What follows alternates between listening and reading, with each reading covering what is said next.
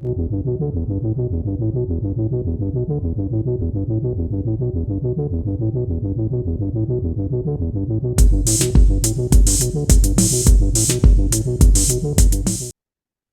to episode 1 of the Sacred Rainbow Warrior podcast. This has been a huge creation of mine, which I started last year.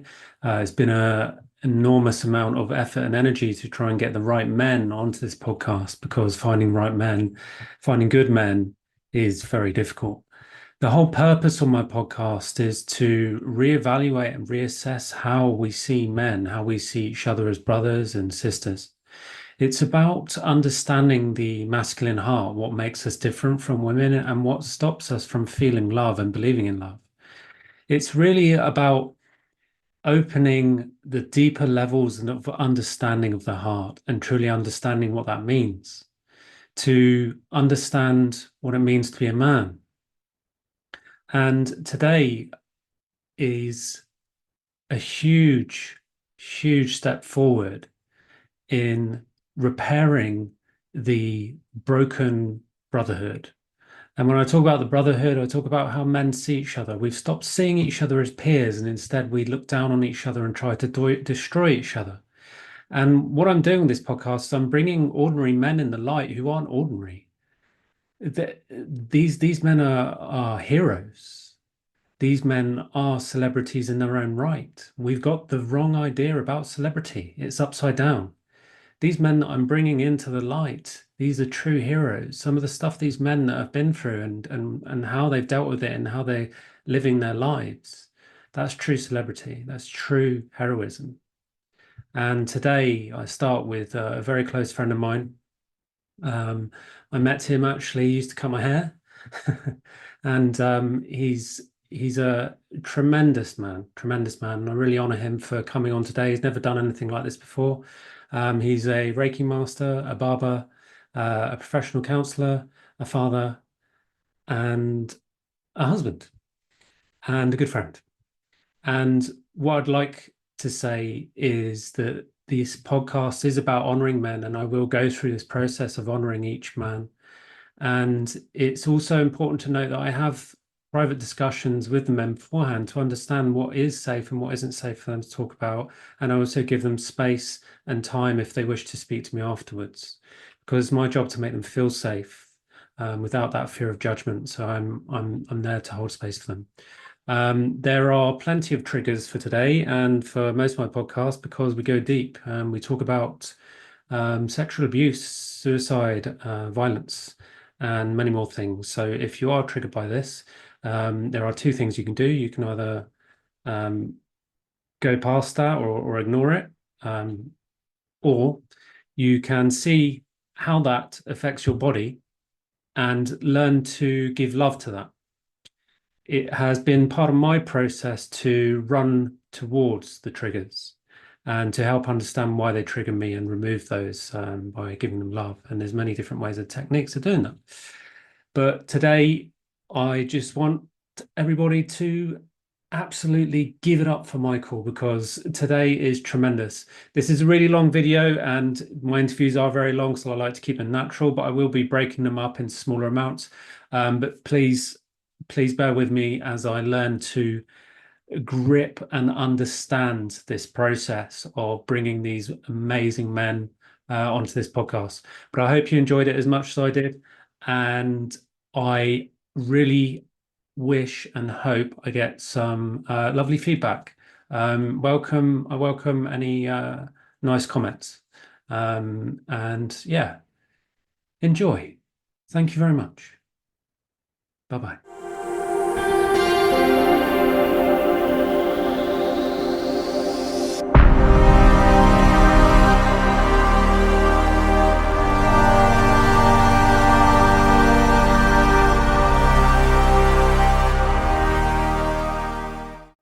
Okay.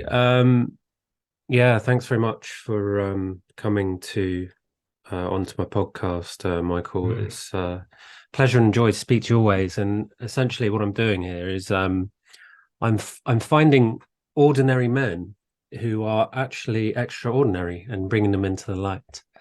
Wow. Yes. And because, as you well know, I have been on the hunt for good men, and finding good men is not easy. And when I got the message that I needed to interview 12 men for my podcast, I thought of you straight away because not only are you a very interesting fellow, but you have an interesting life and your past is very interesting. We have a lot of that in common because, as you've told me, you had it pretty rough as well. Um, but I wanted to talk to you about first because I found it really interesting. I wanted to talk about Reiki. Cool. Tell me about Reiki. How does it work? Wow. Being a Big Reiki question. master. Big question. Well, I just like to say, this is a real honor to be with you, Alistair, and I really appreciate that you find me ordinary, but also extraordinary. That's the first compliment I've received today, and I humbly receive it. And I'm sat here with you, and I'm pleased to be with you and connecting with you on your journey as well as mine. And I think as I go into these questions that you put to me, I just want to say that I never want to cause any offense to anybody. I'm not an expert by any means. I don't make out that I am. I'm very much growing and evolving in the moment and willing to learn. And what I know at the moment is the goodness I've received. And that's as much as I obviously need. And as I develop more and more, I'm sure more and more goodness will come to me. But answering the question of Reiki, it's a massive thing for me. Reiki is everything. It's in us all.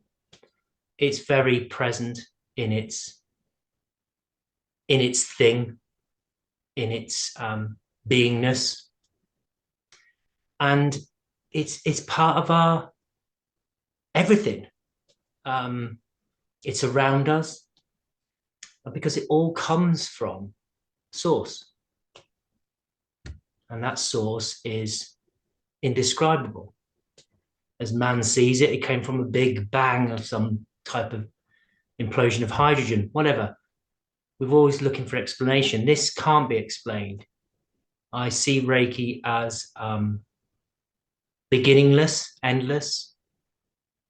I see it as the biggest healing I've ever received, and the biggest. It brings me the biggest joy because, for examples, it can be used and channeled to fix a washing machine. I've done that. I've also been in tricky situations where I can't actually cope and I don't know what to do. And Reiki comes in and guides me. And then I've seen it on a phenomenal level where it's actually held for somebody so that I channel that Reiki and someone's in and has been in difficult health and the Reiki comes in and assists them on the right path to finding the right healing and offering its own healing. And I think we're truly connected to the Reiki realm and the some people believe it's like it's in the noosphere. It's this different consciousness that's out there. And it surrounds us and it's beneath us and it's beside us and it is us.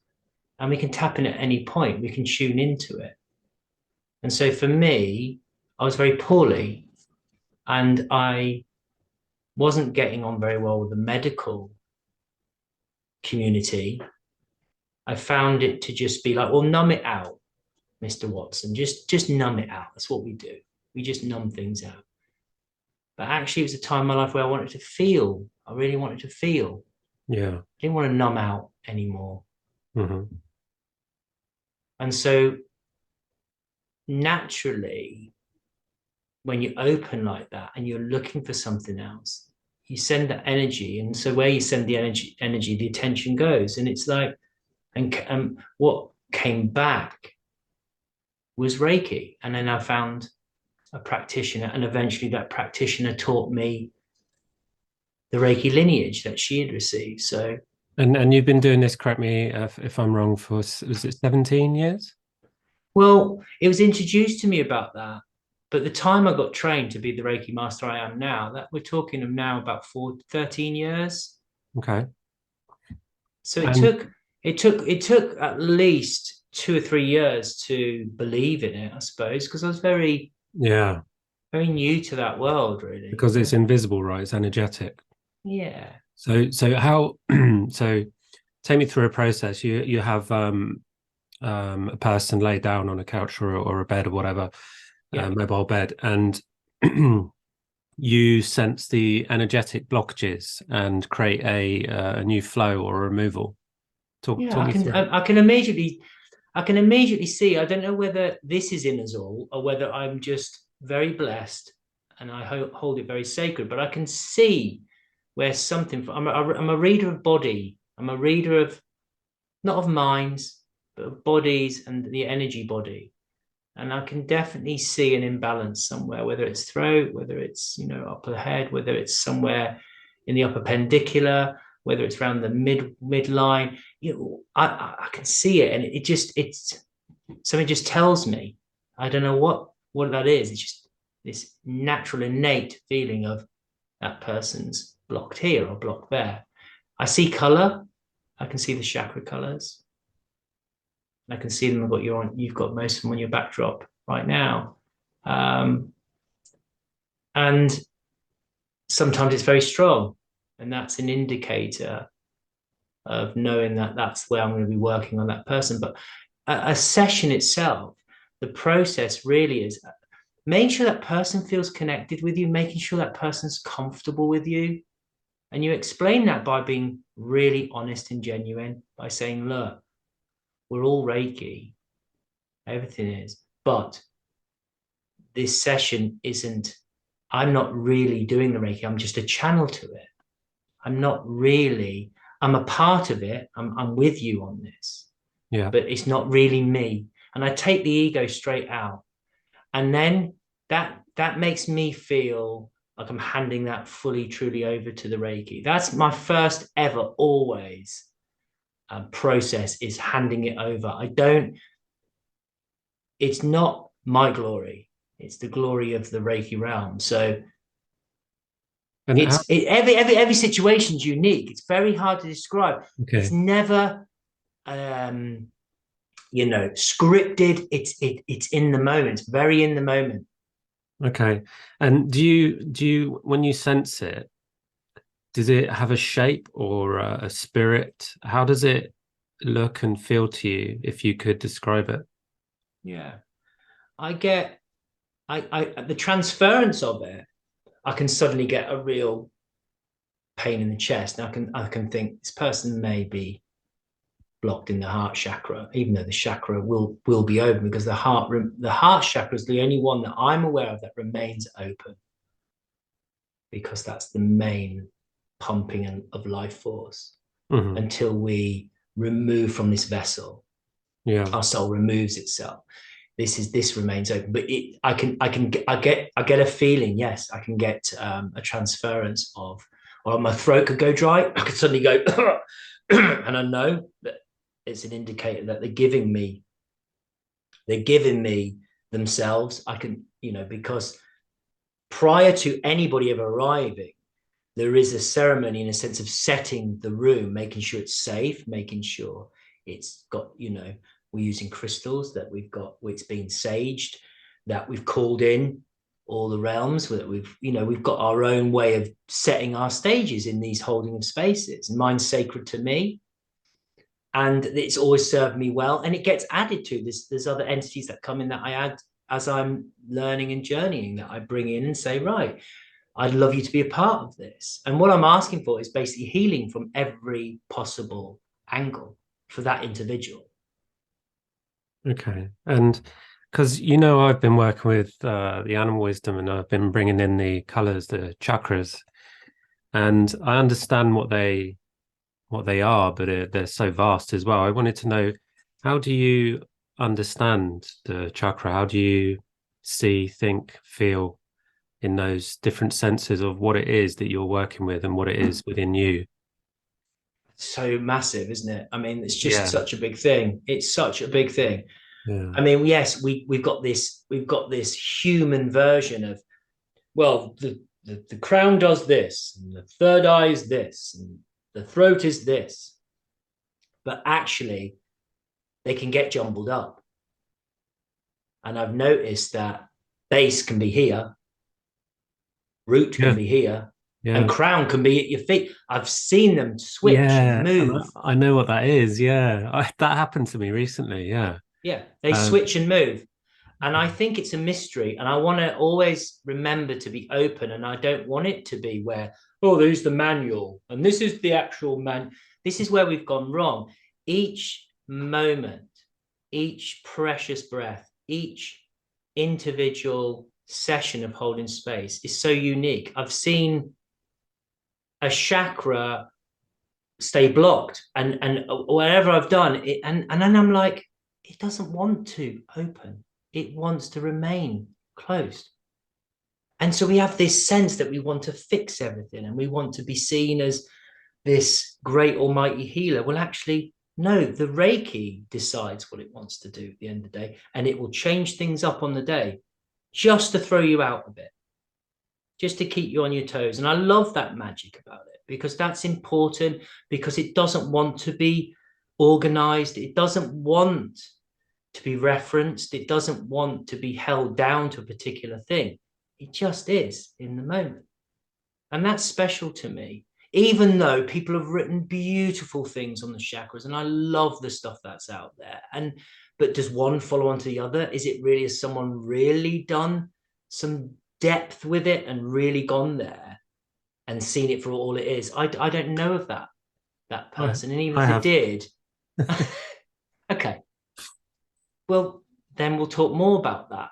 But I see the chakras as, I see it as waves of us. So we're in, say, the base, and it's red and it's connected with Gaia and Maka and Mother Earth, and we're swaying like the fibers in the lungs, in the bronchioles, and we're waving like that together. I see that a lot, and we're just moving, Yeah, and you we're said this to just me. Yeah, I get what you're saying. It's like this water vibrational movement of pulling yeah, and there's pushing. definitely a something of movement, 100%.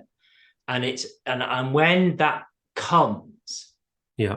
I know that we're part of something that's happening around us, in a sense of the earth community and afar, where we are definitely connected with something that's doing um, a movement which is creating this life force that's like, it's like a wind turbine turning the wind. It's got to keep moving in order to Yeah, I get that. Yeah. feed the farm, keep the farm running, keep Yeah.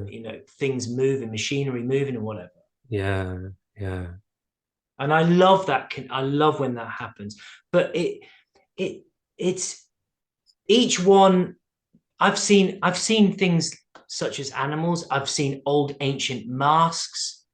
I've seen the Green Man, for example, many a time. I've Yeah. seen Buddha loads and loads, Jesus loads and loads. I've seen, so whether that's my stuff coming in, but these characters, and there's also a lot of females that come in, and under Maya May comes in a lot. She's a big healer. Who? Um, Ananda Maya Ma, Okay. Indian I- priestess. Yeah, Indian priestess. Okay. Wow. yeah. She comes in a lot, especially for males, especially for the feminine energy side of things. So characters can come in and they can come in strong. I've seen aliens. No, Yeah. definitely 100%. Yeah. And that is something that happens because where I work, I've got mirrors because it's also a yoga studio, and it's there for posture and alignment and for people to see that they're in the correct yoga posture. But actually, sometimes when I'm working, I get this sense of look up, but sometimes I'm just doing my thing, holding the space, just being a conduit. But sometimes I look up and at the mirrors, and eventually I just get these huge big eyes. And so you're looking into the mirror at yourself, and eventually, and it's quite dim light. I think the dim light really helps as well. It's best to do it under candlelight. You can see yourself suddenly start transforming into it. And I think that it comes part of the Reiki attunement that you go back into the realm of Reiki, way back to when before it was known as Reiki and whatever it was called way back in ancient times. I think you journey through that portal back, if you're lucky enough in your lineage to have that purity, to journey back to original source. And I went back to where, you're out there, where everything's just being created. I remember that on my Grand Master final attunement, where I'm actually going back through all the periods, all of this history we know of, and then prehistory. I remember. Sorry, I was going to ask. Do you ever talk to any of these spirits to come through, or you I'm just not let sure them? that. No, I always thank them and say I'm blessed to be your servant. But apart from that, no, because I find when that happens, that sort of strength of spirit coming in and that connection, even though it's joyful and wonderful and uplifting, I can find extremely draining afterwards. So my processing my observations of myself after, I find that maybe that's a step too much for my level of comprehension or awareness or personal development. But I don't fear it. It's always extremely beautiful. But there is dark elements that come in too. So the dark forces do come in too, and they're not welcome. So I use Archangel Michael with that, and he can screen them off, and he comes and screens that off for me and protects And me. and how do you see the darkness? Do you see them as entities, demonic entities? How does it appear to you?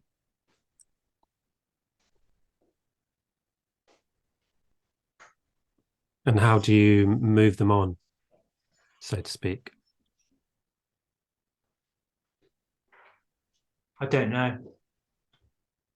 I You don't know. I don't know. I don't even know if when I'm feeling that it's not a good energy, whether actually it's a good energy or whether it's just my interpretation that's a bad energy and I'm judging it.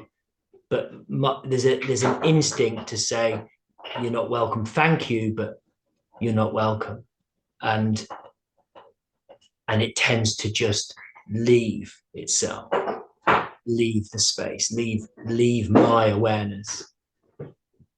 okay? The Reiki's too strong. It's usually the Reiki will do what it needs to do. It will. It's too strong. The light is too strong with Reiki. Yeah, okay. Um, so I've been working with the as I said earlier, I've been working with the chakras, but working very deeply recently, getting to know the Earth Star chakra.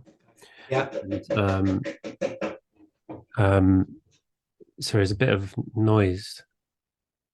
Are you I'm safe. Yeah, we're contained. It's just my wife's making I don't know, a smoothie. okay? Okay. Um, I was thinking about what was I saying? The getting rid of the chakras. Yeah, that's right, the chakras. Chakras. Um, Yeah. yeah, I've been working on the Earth Star chakra. Do you ever work with that one? No. So, No. so through my work, I've I'm understood. aware of it, and Hmm. I'd like to know more about it, and hopefully you can let me know about that. Yeah, it's incredible because up until very recently, I had been ignoring it, and it was causing deep suffering for me because I wasn't even aware of it. Okay. And I work with the spirit animals to help me understand myself because I understand that I am part of nature. And so by understanding these different parts of the animals, I understand those parts of me. And it's really interesting that you say you've had some people with their crown on their feet and their Yeah, Earth Star chakra on their head. yeah. And this happened to me, and it's bat medicine. It's where you're upside down. Okay. Yeah, and it's your feet. I saw my feet on the universe. Like you said, and the bat is about redemption. And but in order to purify, you have to also understand the shadow. So every animal has a light and a shadow, and the shadow is what appears in human behavior, and it's perversion. It's perversion of power, perversion of sexuality, and it is it hides itself. It's basically it's turning its head upside down to hide from Okay. God, to hide from God. It's really profound Yeah. Yeah. medicine. It's Yeah. really profound. Well, that's really nice to know that that actually isn't me just thinking, well, if I got this wrong today or something, you know what I Yeah, mean? exactly. Yeah. So I wanted to say you're Yeah, spot that's on. amazing. Yeah, Yeah. I'd love to know more about that. It's fascinating, but Yeah. I think it's great that you're like you say now Yeah. researching these chakras and looking at the Yeah, shadow exactly. side and Yeah. everything. And what's so profound about the bat medicine is that with every shadow there's an antidote, and the antidote to perversion is unconditional love. Beautiful. But I don't mean like love. I mean if you turn to your wife Yeah. and this whole time, like I had been doing, was um waiting for my heart to open, waiting for her to open my heart. And instead, I had to come to her and open her heart. And this is what men miss: is they want that attention, that attraction from women to open their heart and to be completely in their integrity. But it has to come from the man first. The man has to be completely in his integrity, and he has to come to the woman. And that's the antidote to um grounding yourself. But I just wanted to add on top of that, Yeah, the nice.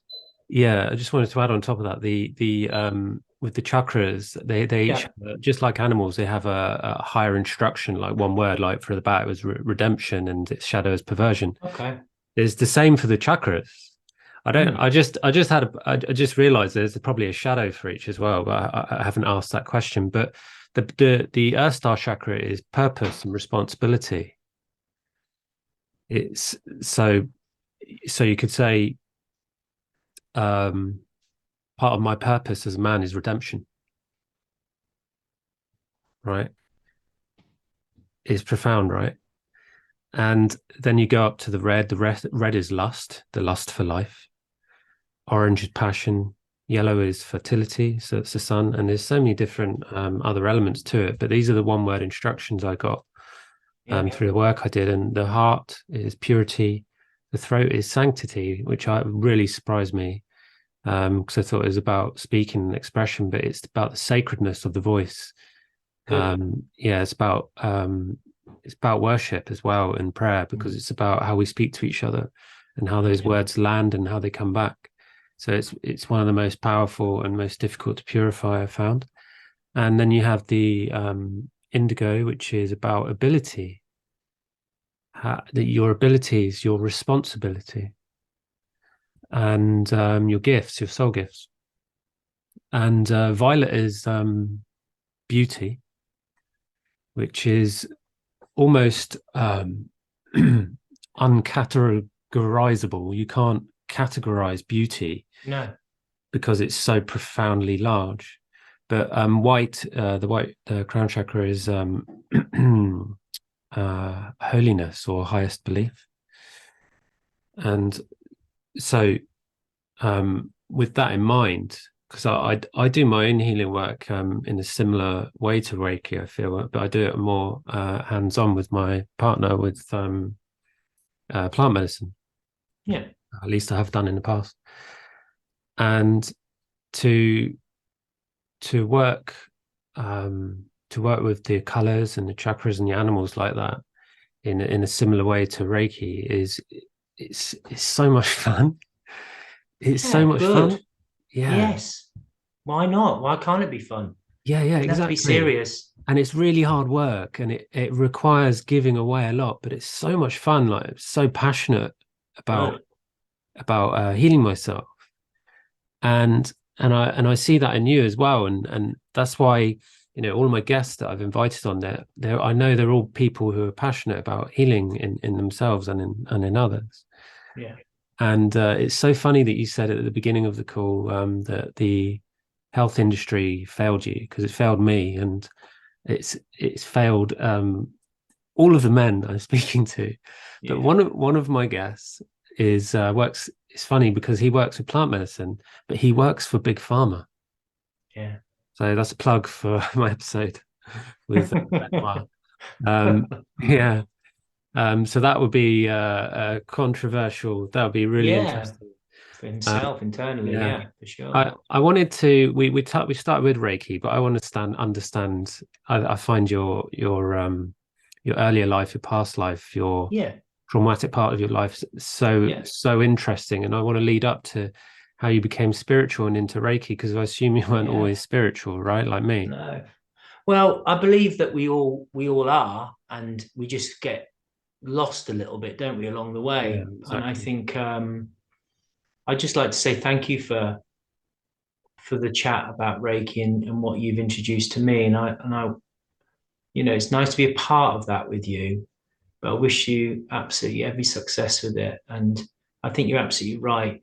It's phenomenally, mind-blowingly wonderful to actually be even on this platform and be, putting ourselves forward for that and being joyful with it. And Yeah, I actually want to thank Reiki for coming into my life and what it's done for me. And I always offer it up. I always just and I make sure that I offer it up that I'm just this humble servant. I'm just a humble servant.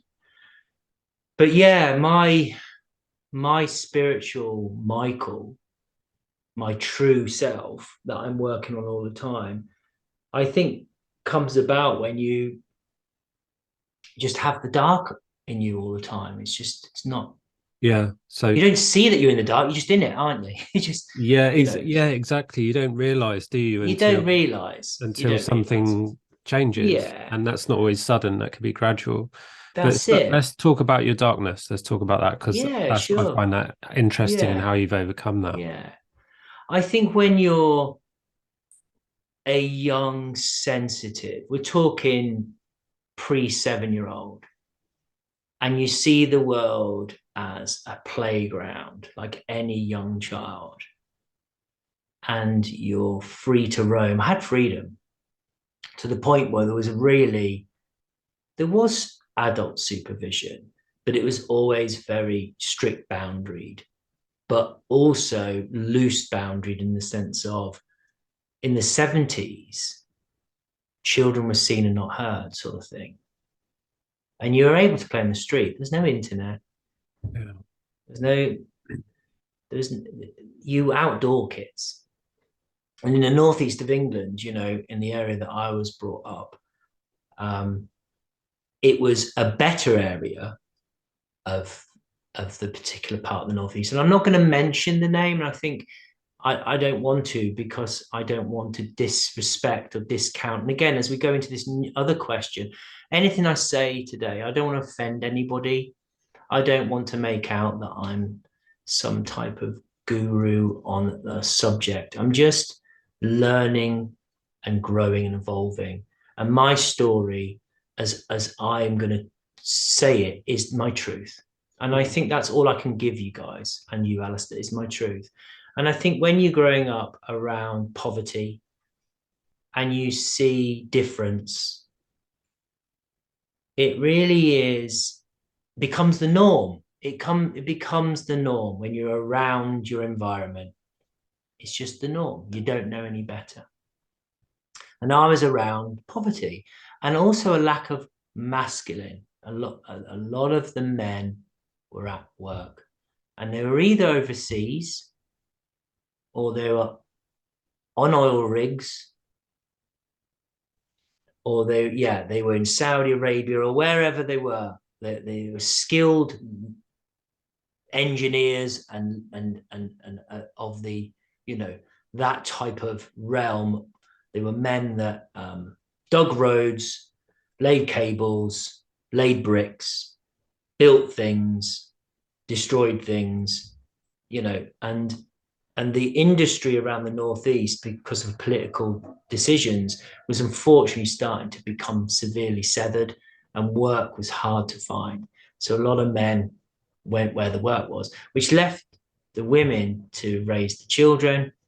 And, you know, women were under a huge pressure to keep the house running. And sometimes maybe money wasn't sent home and whatever. But as a young child, I remember being free, but also seeing that there was difference. And I loved it. And I was around a bit of culture, not as much in my when I reached my teens, but certainly there was people from not that area. But I immediately just knew I loved people. I loved being around people, and I like being outdoors. But I also knew things weren't right, and I couldn't quite understand that. I wasn't, the brain's not developed to understand things like that at that age. But there was definitely a sense of suffering, and there was definitely a sense of, there was a tension, and there was definitely a sense of I'm not okay. But something within me, each and every moment of those early pre 7-year-old Michael, was just this sense of exploration, play, humor. People liked me. They'd come and knock on the door and want me to play, and I'd have Innocence, a yeah. lot. Yeah, and I'd have lots of friends, and I Mm. was kind, and I was gentle, and I liked both girls and boys. I didn't care who I played with, and I didn't care if they were brown skin, black skin. I didn't give a shit about anything like that. I was just this child playing, and it was, you know, we were lucky. It was a semi-rural, and it was also a bit of coastline as well. So you luckily get to go to the coast maybe for a little trip, and it was rugged and wild, cold, because we were very high up in the northeast. So, I mean, I've completely lost the accent, but I had an accent as well. Um, and I knew I was lucky the most. I knew when I went into my home, there was actually food. Wow. But I remember going to other people's homes and going, this is different.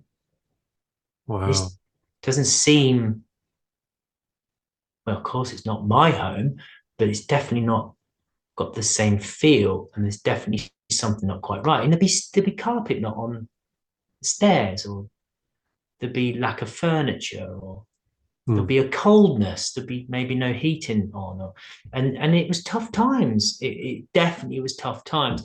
But I think my biggest thing I remember about myself then, I loved to dance.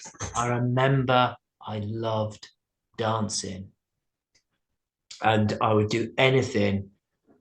I remember my nan walking me to the school disco, and that was a day of punk and punk music, and the 70s, and it was, yeah, good music era, obviously, but I was only 5. But I remember flares, and teachers with beards and flares and clogs, and, you know, remember all these amazing characters. But the school discos were my biggest joy. That's where I could really be myself. And I remember I used to dye my hair pink or green, or I said, Mum, please, buy dye for my hair. I don't know. I was the only one. No other kid. No other kid. And it was either green or pink. So what does that say? Heart chakra, and then In pink Crown, realm. yeah, yeah. Yeah. And then I had to have the matching socks. And she'd say, well, Yeah. we can't get green socks. And she used to dye socks, white socks, green or pink. And I used to have them on as well. I had to have them on, mate, or I'd be like crying. And I don't know Wow. where that came from. I have no idea. Whether already there, I'm already aware that I need to be myself, clearly Yeah. be myself.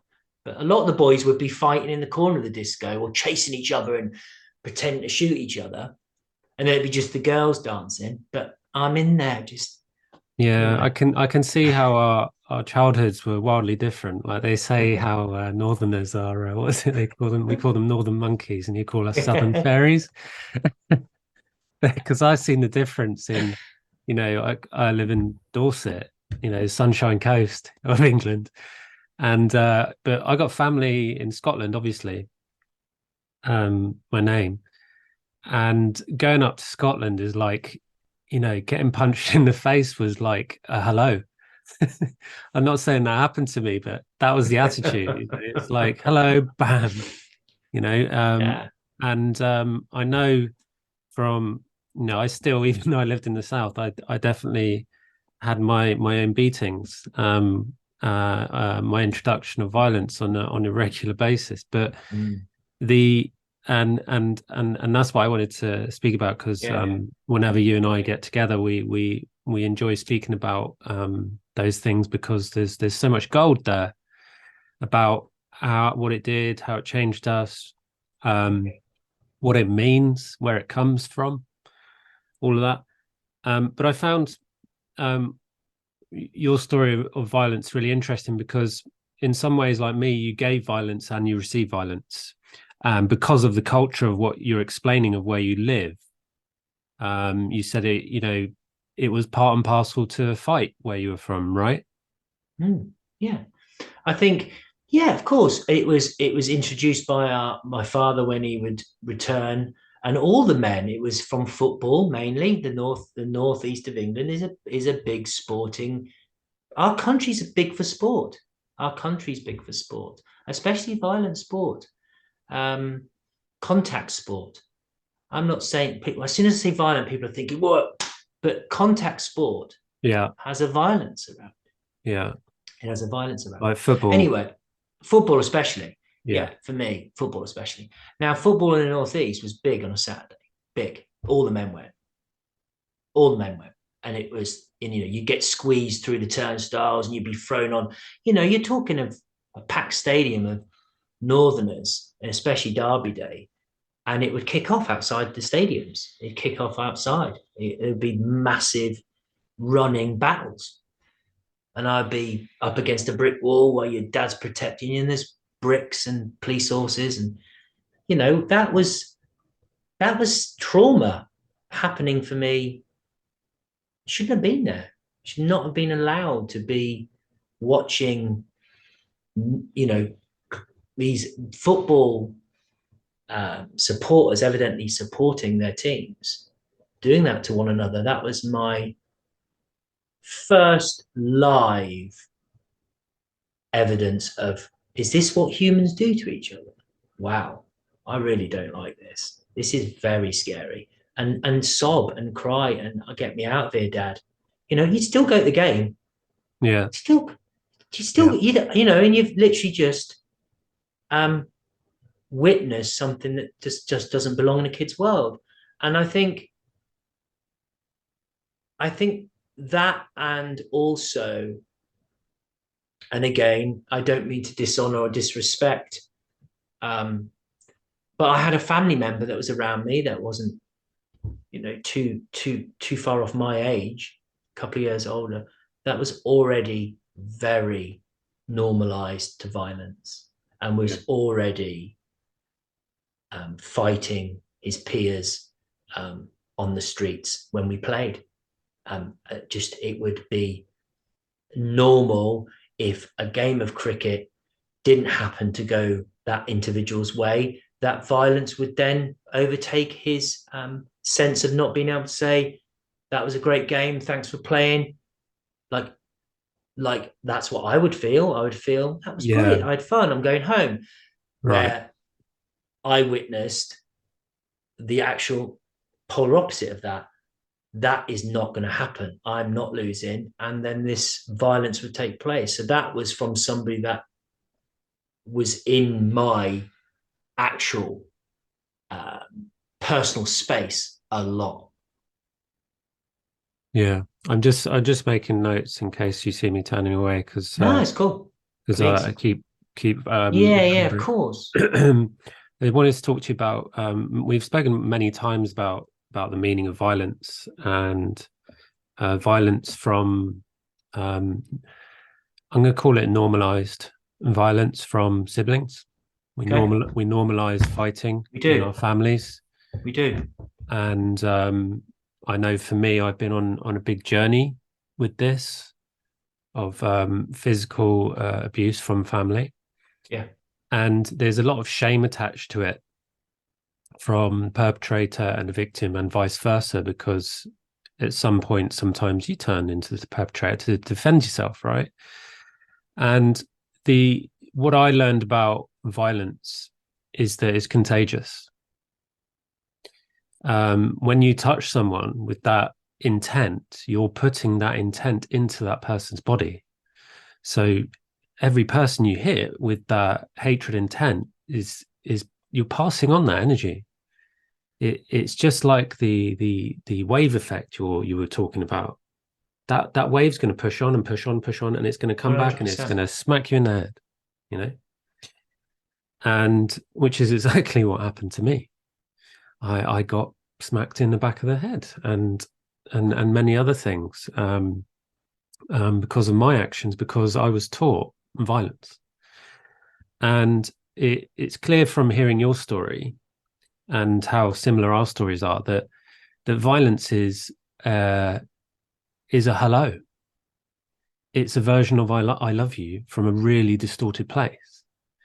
It's it's how you say I love you.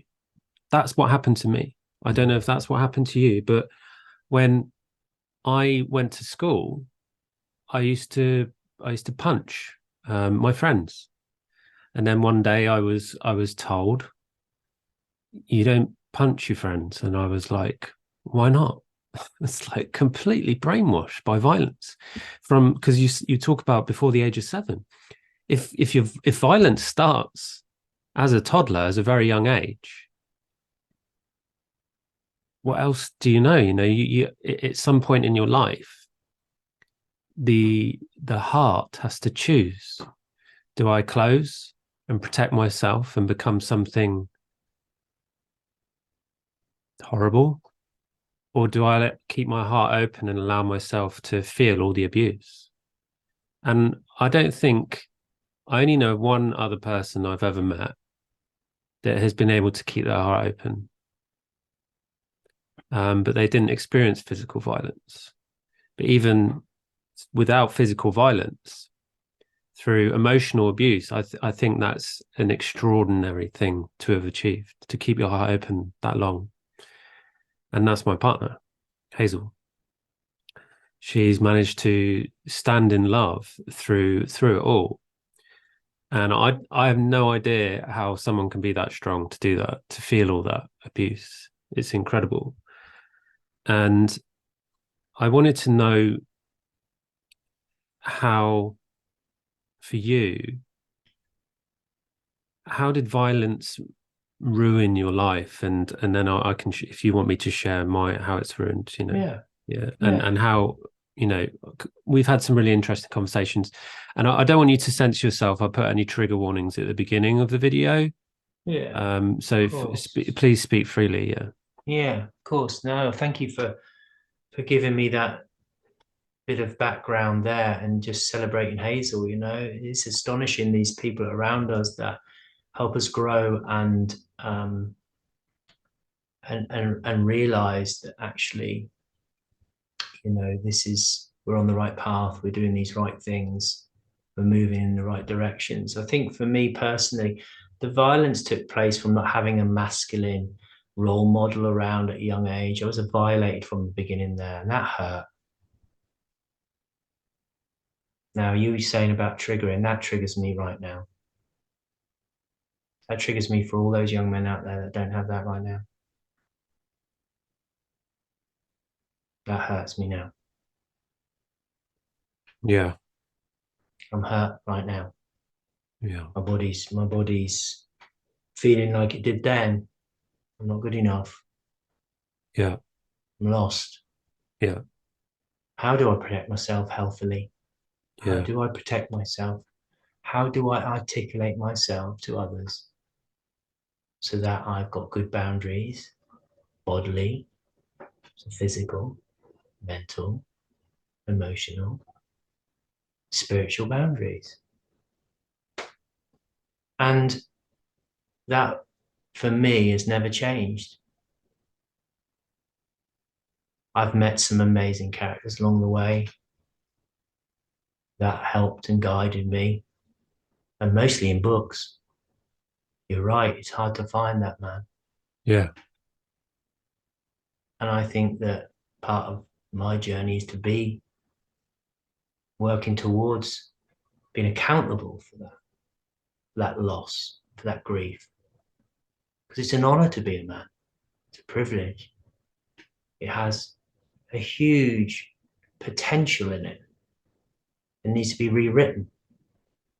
And we need to change the story of masculine.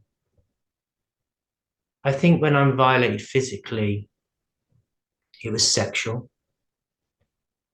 And you don't know as a kid, do you? You don't know. You don't know. You just don't know.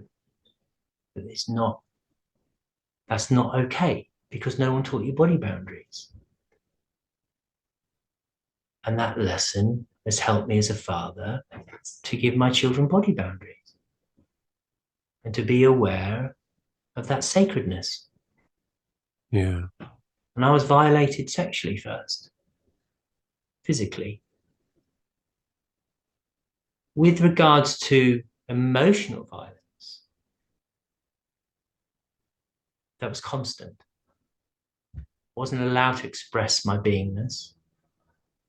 We're talking even up to yesterday being stuck in how to emotionally articulate myself, even though I've done lots of work on self. It's not an easy thing to do as a man. But pre-7-year-old, pre-teen, pre-21-year-old, pre-20s, pre-30, violated emotionally, been stuck because we weren't honored in that way to say, right, as a man, as a boy, this is what happens. We go through these ceremonies, we go through these changes.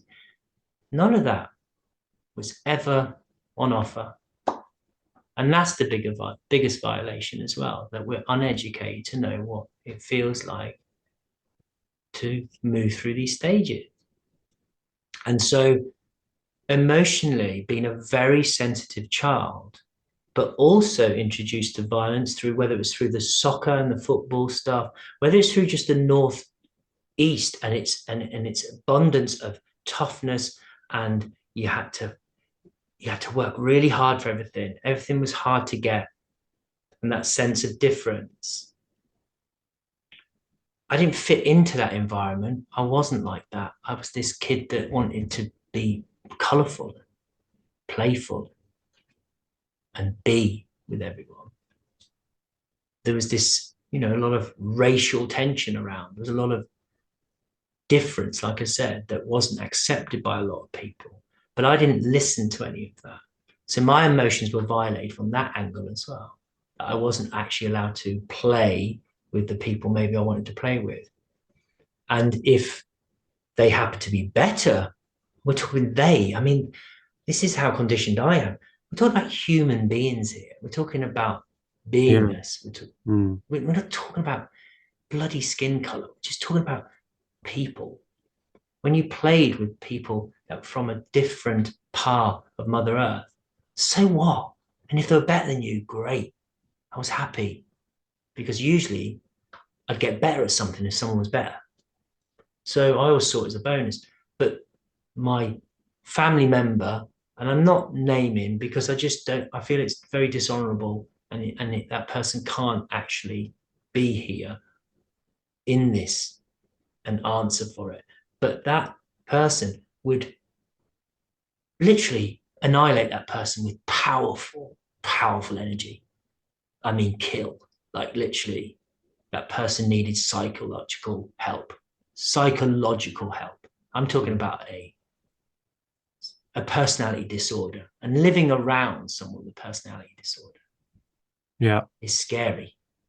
And so my emotional, physical, and spiritual and mental world was always violated. And it still is this present day by certain individuals. Certainly not sexually, obviously, because I'm now a man and I'm able to boundary that. Yeah. And also my spiritual self, I'm doing my work, and I know to a degree where I'm heading, what my research needs to be, what I'm opening up to, what I'm working on. But I think the violence that was seen as a young kid, teenage lives, kids being hospitalized, kids killing themselves, kids getting high on drugs, kids killing themselves on drugs, people going to prison, and all that being quite normal.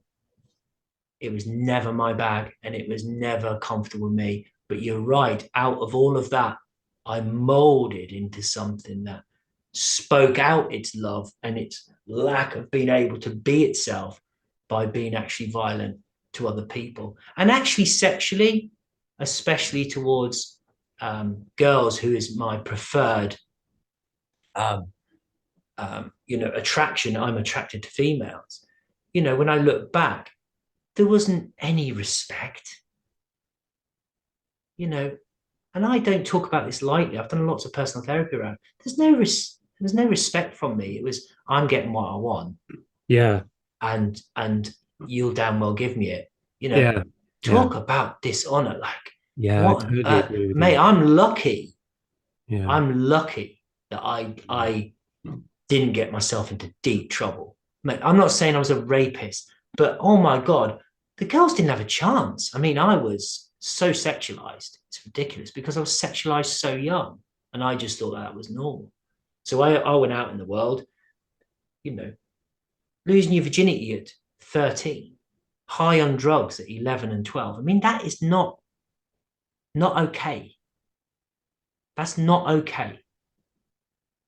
Wow. That's how Yeah. violated I was. I was a Okay. very, very confused and stuck individual. And I think I still am. I'm Mm. still working on it. I'm Well, still open to it. let's talk about that. First, I want to honor you and reflect back to you how extraordinary you are, how incredible you are for speaking your truth. You know, not many men do that. And thank you for not censoring yourself. Thank you for being so open on such a highly sensitive topic. Yeah, I bow to you, I praise you for holding space for this, and I hear you. Yeah, and my podcast isn't just about hearing what happened to you. I want to talk about, like you and how I've done before. I want to talk about how do we how do we cure this, right?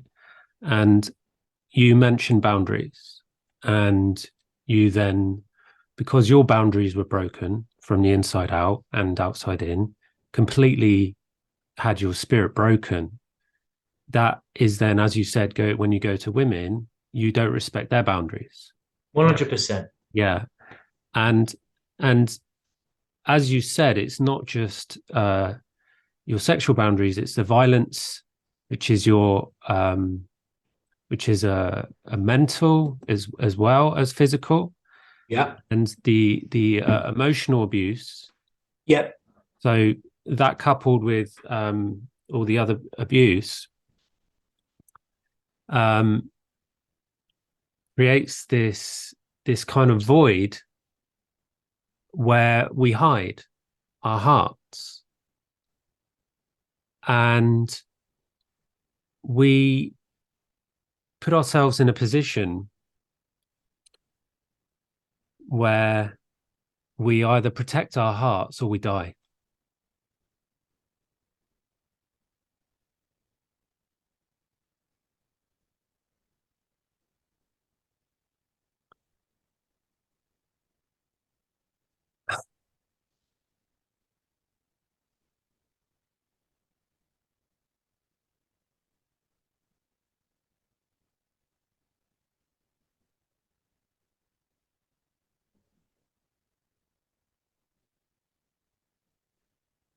Yeah, feels right.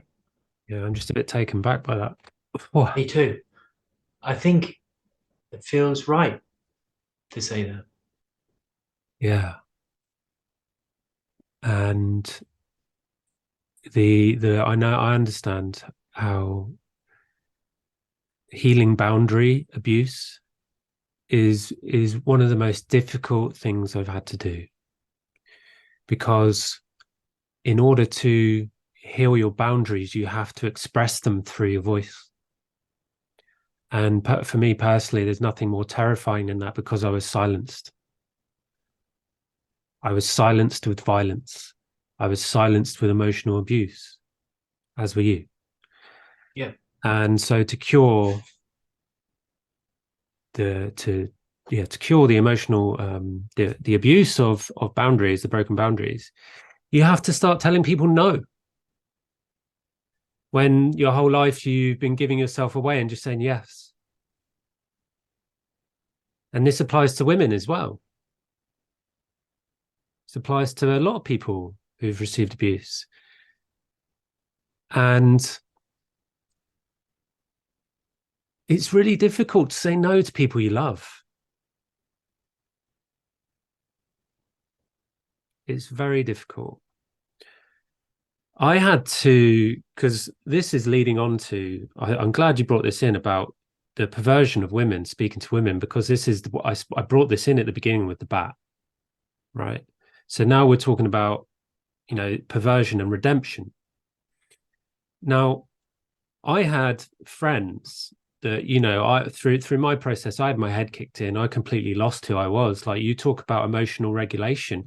I had no idea how to express my feelings. yeah, I had no idea how to express my boundaries. Everybody thought I was stupid. Some still do. And that's fine. That's fine. I like giving off that energy so that when they see me succeed, they can be like, oh shit, he's not stupid. He's far from it. And so I don't mind giving off that false mask that I'm an idiot. Let them be ignorant, whatever. But um I always forget where I'm going. What was I saying? Um Boundaries, healing boundaries. Um yeah, voice speaking, voice. Oh, perversion. That was it. Redemption, right? So expressing redemption. your boundaries, I went through a life of, because of my not knowing, I jumped into this pool, this club of patriarchy, distorted patriarchy and toxic masculinity. And so I had no, like you said, no masculine figure to look up to. No, And so I had to learn from the men around me, and the men in magazines and the men on movies and the men in the news. that's it. And so you start saying, oh yeah, women are this, women are that, women are that.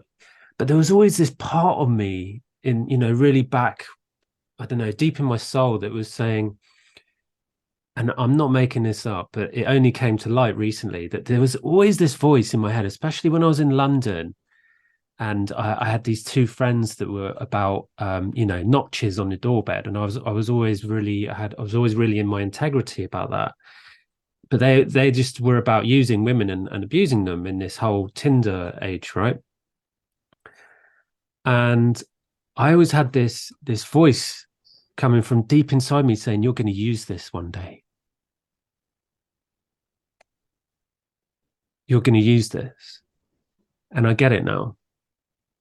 Is that I had to experience all of that so I could help other people heal from it.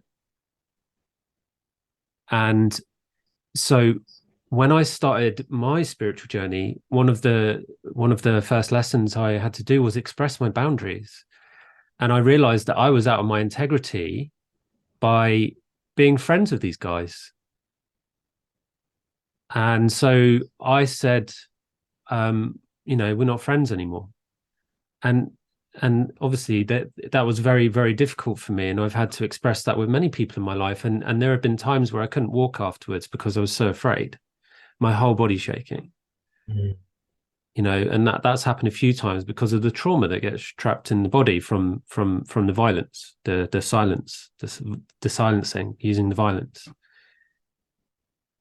And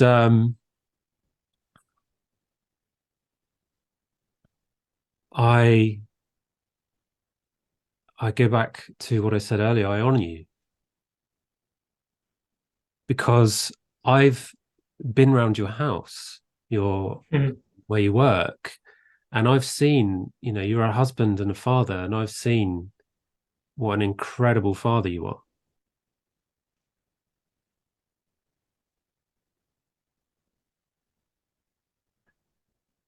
Really.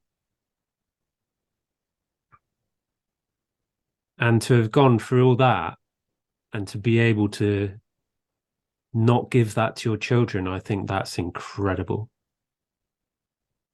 I don't know another man that has done that.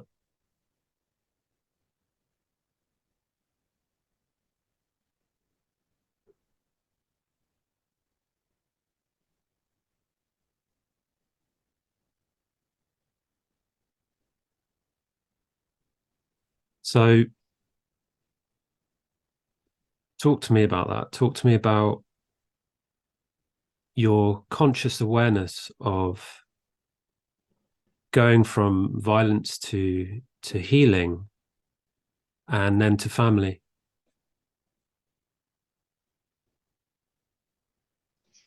I think the thread for me has got to be this sense of returning back to that kid that was dancing in the disco and didn't care for difference, didn't care for how he was seen by the outside world, and could explore that outside of himself because he's being what he is in the inside.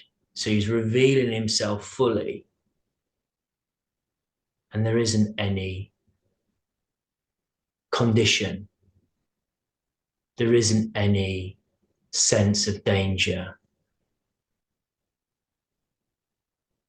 there isn't a sense of this is not okay to be. And I think that freedom to be self, to be true self, that gets masked over, that you like you say, or that gets becomes part of our shadow and gets forgotten about. It doesn't ever leave us. Just it's there. It's just there. It's beside us, behind us, below us. It's always there, but we're afraid to be there. And I think the common thread for it all is getting back to my spiritual self. That was my spiritual self. That was my true self. That was my true soul self. And I think going from that to surviving teenage without going to prison and taking the wrong path, there was an inner knowing that I was kind and I was gentle and I was happy for others when they did well. And I would praise people and I'd notice people that weren't doing good and I'd help, whether it was giving over some pocket money or so they could buy some sweets, or whether it was loaning a mate 100 quid when I had a job, or whether it was letting someone borrow my car to go and see their girlfriend, or whether it was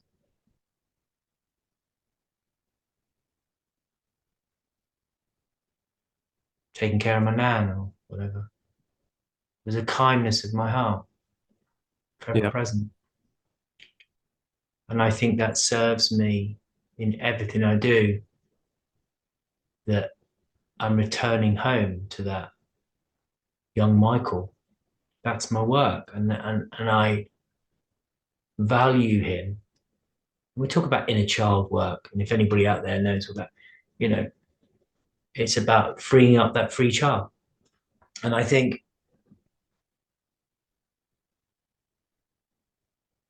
it's hard work because people want to condition you. People know you a certain way or want you a certain way. Society does for sure, but Yeah. Yeah. And this is the point I was trying to make. You're saying people want to see you as someone you're not, right? This is why you have to eject those people from your life. This is why I ejected those people from life yes, and old friends, because yes, they have a label of who you are. And how are you supposed to yes, change with that anchor in your life? agreed. It's the boundary, like you say, where you stop it in its tracks. And I think it stems and flows into, actually, you're right, friendships, what we do as a job to serve our community and for the community to then serve back. It flows. Being this true self flows into what's inside of ourselves and how we want to be seen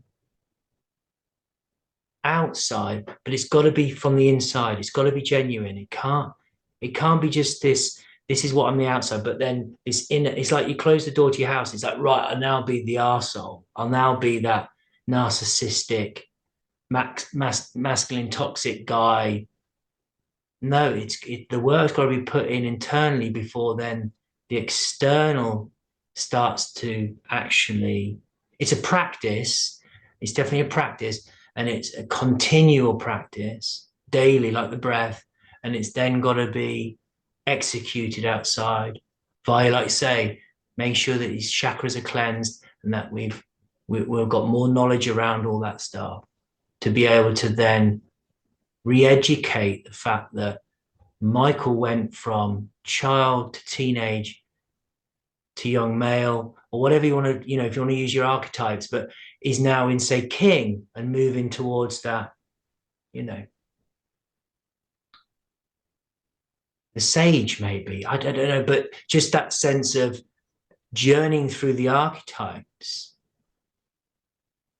The common thread has always been compassion of heart and serving others, because that's brought me the biggest joy. 100. When I've taken, and I've been a materialistic bloodsucker, and I didn't care about people, and I didn't care about survival, and also the greed and the need for things. It brought me nothing but sadness and pain and misery and more stuckness. But be underneath it, I didn't want to see it. I'd get glimpses of it. Now I see it, breathe it, eat it, live it. That common thread of compassion and love. But it's got to start with self. It's got to, in a non-narcissistic way, it's got to be the original version of me. And So, so how do we get there? How does that happen?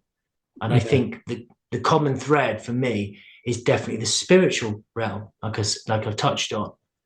And I wanted to know more. My nan used to take me to church very young. I used to carry the wine. I remember that, and the bread down the middle. She had a great singing voice, but it was very wasn't orthodox, but it was close to, it was strong Catholic beliefs, but it was every Sunday, every Sunday, and it was always cold and it's a bit gloomy, to be honest. And then Sunday school afterwards was just lots of not very happy children and people trying to actually make us happy and keep us warm, get us playing and get us interacting with each other. And that's that sticks with me. But I don't think I felt safe, but that continued to be a pattern throughout my life. When I was really low, I'd go to church. I'd sit in church, and I'd go to any church. I didn't care really. I'd go into any church.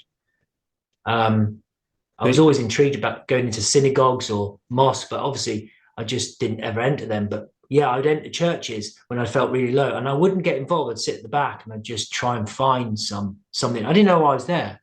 well, Catholic Church. Any church, yeah, Okay. Christian, yeah, Catholic, Christian, yeah, Yeah, that's interesting because I went to a Catholic school um, because that was the best school around the area. My parents had me baptized to get in there, and I learned that God was a bully unless you were a good boy. yeah, that's right. The, Yeah. So it wasn't massive for anybody else in my family, apart, I suppose, my mum, who wouldn't get too involved in the church, but would certainly go on Sunday. But I never remember going with my mum as a kid. It was always my nan. That was what I did with my nan. And like I said, she used to love to praise and pray. Obviously, it was big for her. And I think that's a common thread, that there's this other realm, this other thing that was happening outside of ourselves. And I see it more now as our conscious self and our unconscious self. I see it as that we want to be this version of whatever we put in these archetypes or these gods or these amazing characters that have come into the world, and we've used and abused them and not listened to their message. But everything they're saying is what's right and what's wrong about us. No, I don't see it like that anymore. And I've grown more towards just seeing that we're all, and again, I'll say it, I am not an expert, and I don't make out that I'm some type of, expert on anything to do with religion. I don't mean to offend anybody, but I see that is full of contradictions now. yeah, of course. And Yeah. it's, and everyone, and some people already knew that, and they didn't. But I did find it a place of safety. I won't deny it, and especially when I was lost, and I was in a place of like I mentioned, consumerism and greed, and it's all about me and building up my little empire, I suppose, my safety, to keep me from feeling that I was not good enough.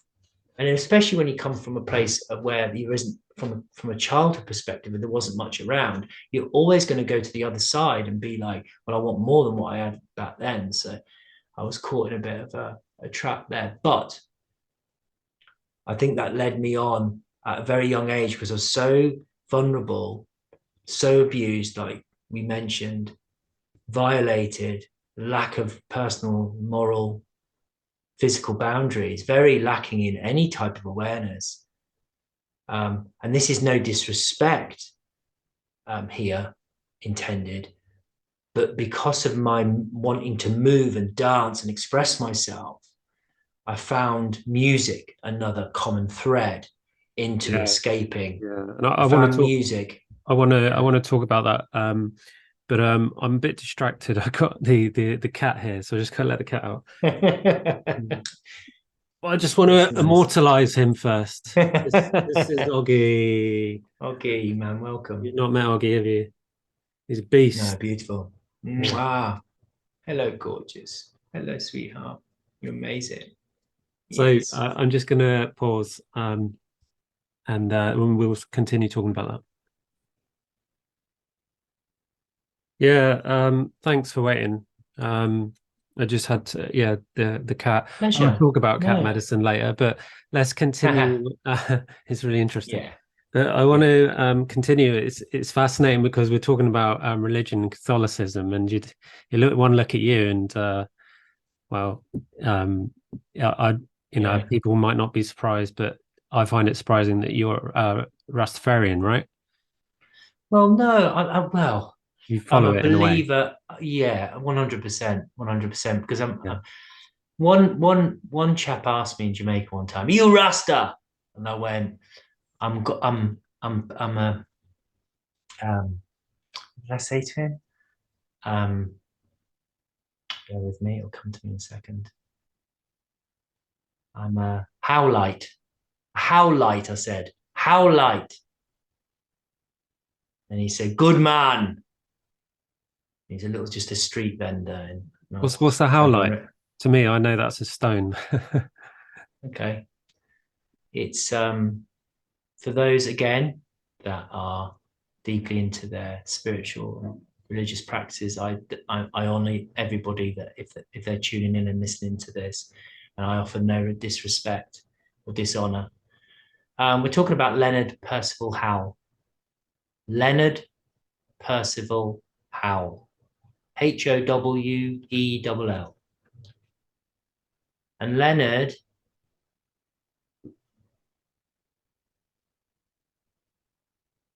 changed my life. So there's that young lad full of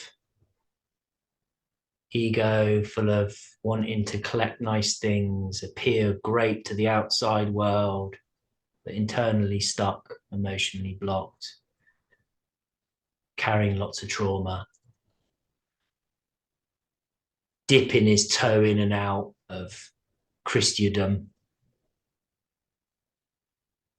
Had a faith, had a belief, felt the peace of church, but never got involved in the contradiction of what I saw.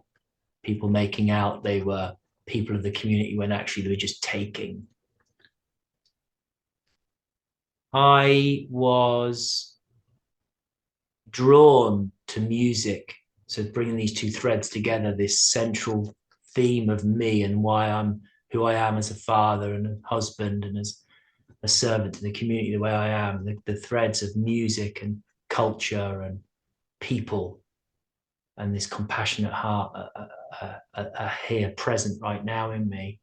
But I was gathering all these tools along the way all the time. And my love for music was big. And I was a street kid, and I went to a thing called street culture. And this was when jungle music was big. Jungle music was not what drum and bass is. Yeah. I remember Yeah. Jungle Brothers. Yeah. And it wasn't illegal. That's not true. I went to a lot of that sort of stuff. Well, Blues illegal party, raids and stuff. Yeah. Rasta, lots of stuff like that. But Yeah. and I was part of Exodus, which is a community that ran out of Luton and Dunstable. But I sneaked in. I used to sneak into places because I was really small and insignificant and cheeky. And I managed to get through a back door. And I landed myself in this big hall. And in this hall, there was a vibration that I'd never experienced before. The It, bass. it was the vibration of reggae music, yeah. Wow. And it was the evening was just beginning. Mate, it wouldn't have been too late. How It old hadn't were even you? been 12. Really? Yeah. Wow. And I had my little spliff with me prior to going in, maybe. Just maybe you stubbed it on the wall and just snuck in. And then this thing hit me, this overwhelming compassion and love and a sense of home. And I never heard music like that before. I'd heard a bit of jungle coming out of some of the lads' houses.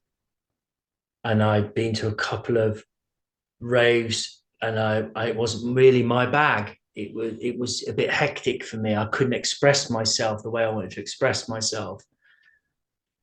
But this definitely had my number on it. And it was Jar Works, a band called Jar Works. And I've got every of their albums. I've got them all. And there are a bunch of white guys. And their locks were flowing, licking out in every direction. I've never seen hair like it. But they had a stage presence. And they spoke to me, not just with their music. And I was transfixed. And I was taken to a different place. Yeah, I probably had this, bit of African bush that was back there. There was no hybrid skunks and all that. It was African bush, weed. and it was all pretty much, if you were lucky, if you didn't get a load of seeds and stalks, but there had definitely been some type of natural plant high in me. But I remember being present, and I was the only one in this hall, and I just started getting tribal, and I made, eventually I do remember them finishing their set, and then and they just went, "Yo, man, respect," something like that, and I was just like, "That was amazing!" Like, and he says, "Well, selling albums at the back of the hall, or whatever."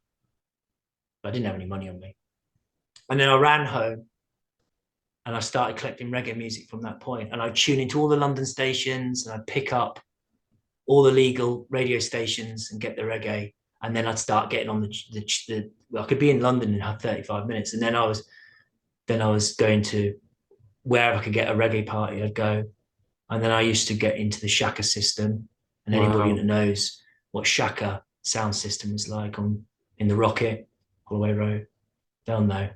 Wow. Big music, big opening for me spiritually.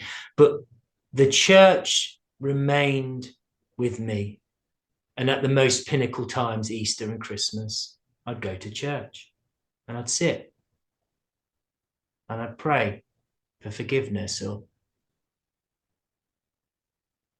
mainly forgiveness, mainly. Could I, And I had a lot in me. I had a lot in me. I had a lot of anger in me. oh, yeah, that's why I wanted to bring that in because I always I notice as a common thread that is just my experience that people who follow the Rasta movement are mainly men, in my experience, and they hold a lot of rage. And I sense that the Rasta movement is about injustice that's deeply hidden within the masculine. And yeah, I wanted to touch on that, but I just wanted to say that your talk about the church, what the church taught me is that I was to see that my self-worth was outside of me. So it seems that you were going to the church to find the faith of you inside, but you were looking outside in the Yeah, church. 100%. Yeah, 100%. but it looks like 100%. the music saved you, that rhythm of love that you felt. Mm. Yeah, beautifully put.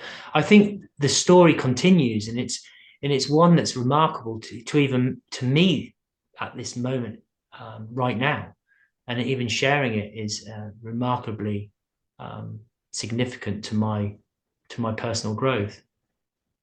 So whilst in church and coming back even more confused than when I went, following my music and going to, you know, continual events around the country to do with reggae music, and feeling what they call the one drop, the one heart, the one love, as they call. Wow. Yes, there is anger. There's anger in everything. There's also love in everything. I again don't express no disrespect, dishonoring anybody, any faith, any belief system. This is my understanding, my experience, my truth that's coming out right now. That I was lost, you're right.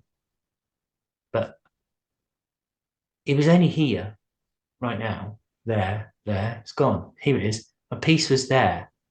I just wasn't willing to be with it and accept it. That sense of masculine, feminine alignment. Anyway, I had reached rock bottom actually in my 30s, devoted to music, dance, devoted to the materialistic world, devoted to being it all about me, working extremely hard, um, being sort of middle level management, well paid, Doing what? um, well paid. I was Uh, a well paid. what was your occupation? Um, the one that finally broke the straw was Yeah. finance, Mm. banking. Believe it or not. Yeah. Well, I was there. Yeah. Believe it or not. Yeah. Believe it or not. No, I don't know. Um, yeah. So I went to, no, that's right. I had a dream one night and it was about going to church and finding what I was looking for and what I'd been searching for. And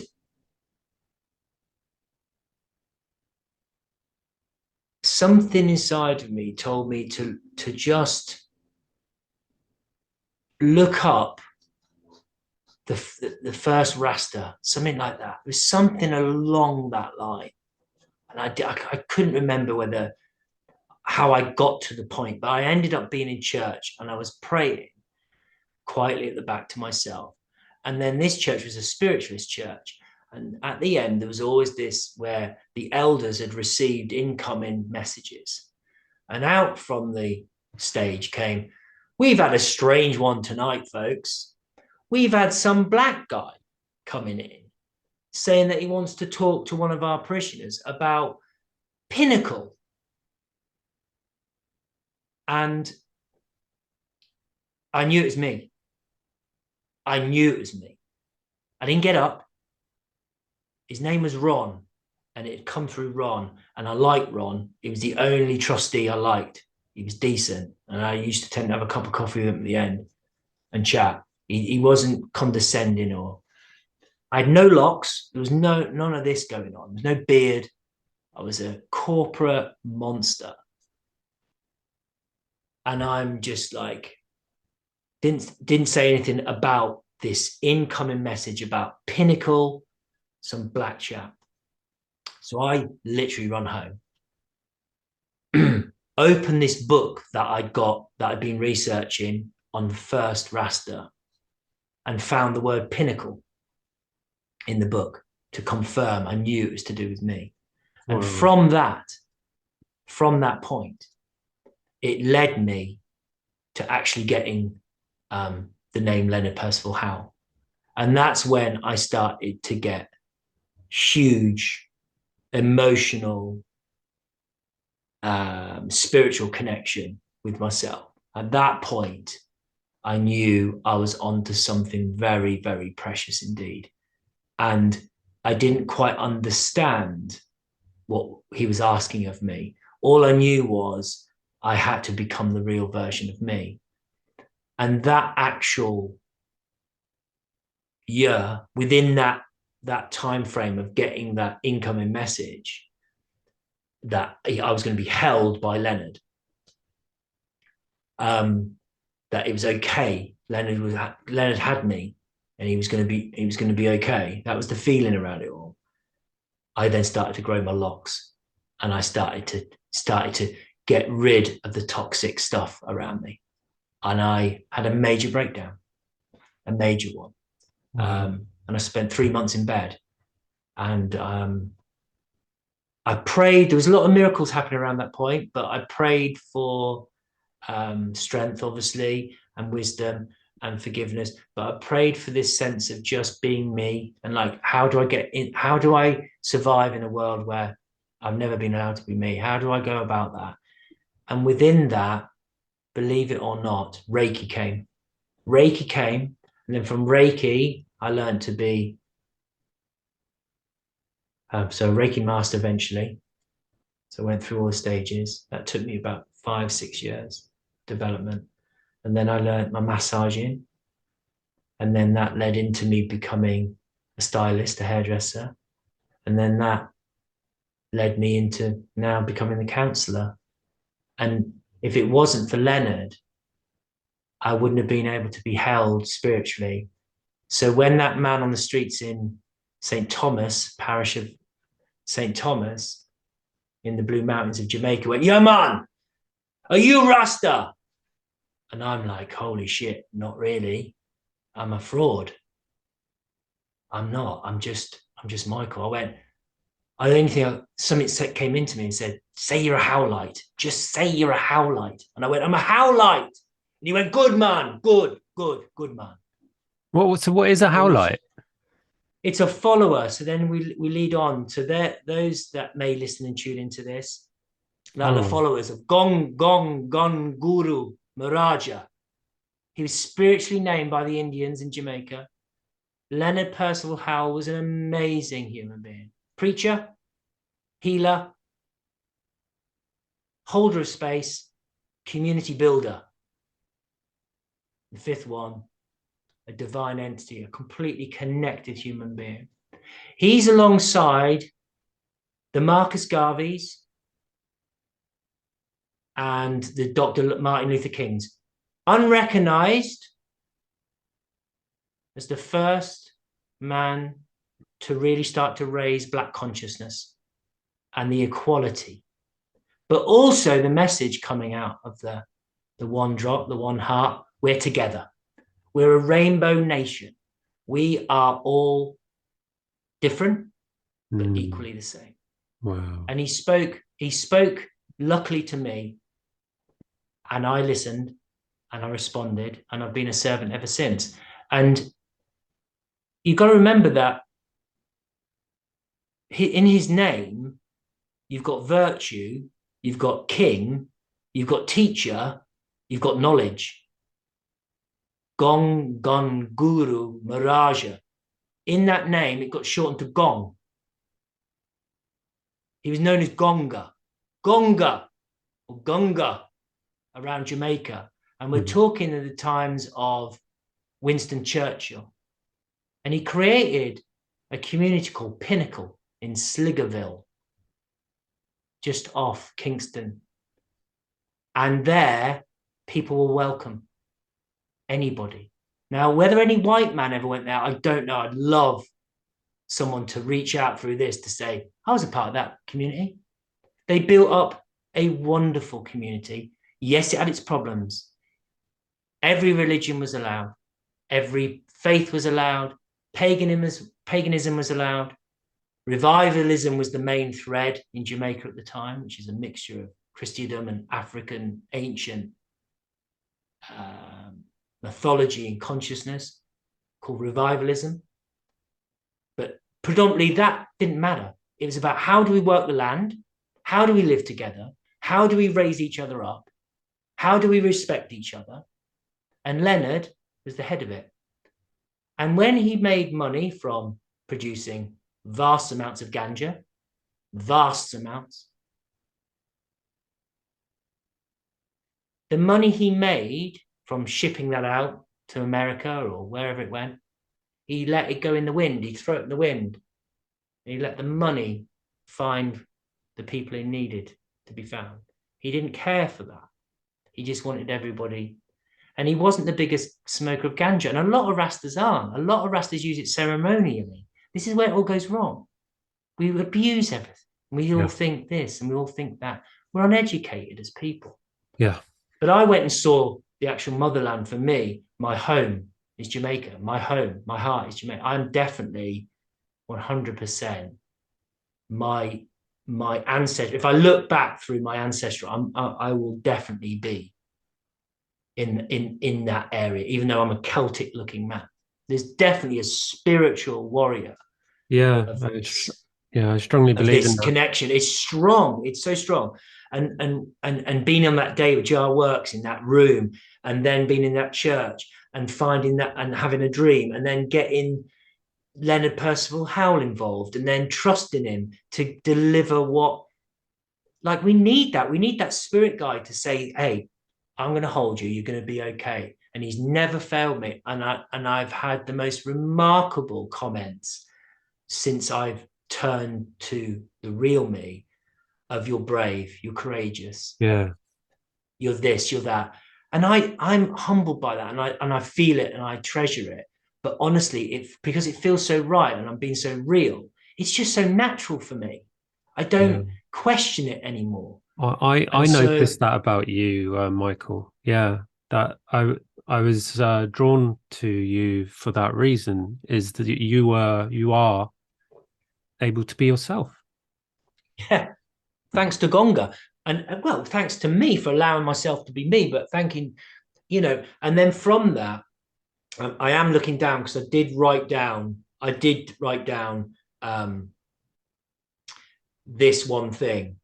And from that, it was I also, through prayer and meditation, heard something along the lines of my mission is to heal. I'm looking at it now, my mind with wisdom and infuse my body with love. And that was a long time ago. That feels like a long time ago.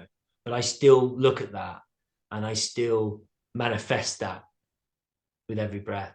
My mission is to heal my mind with wisdom. And the wisdom is like, yeah, that's me. That's my truth. And you were talking about this throat thing, and like we've got to that wisdom of our inner truth, of that knowledge of what it's the energy of that. It's so important.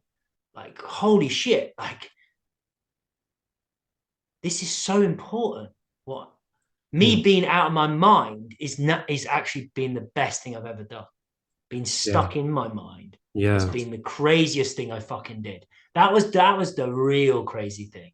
And Leonard freed that up. And I think when we find whether it's an animal, whether we find it's this, whether we find, we've got to honor each other. For me, it's definitely Gonga. But Gonga then led on to me being interested in Hinduism and Buddhism.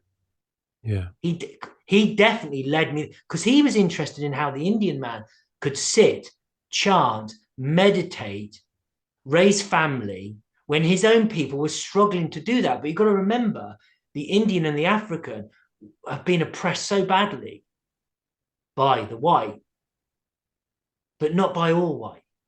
And this is the thing that gets complicated. The real true Rasta knows that we're one heart, we're one love, we're one breath together. Yeah. But any corrupted in the mind person sees themselves as affected, as we were talking about how we express our love is through violence.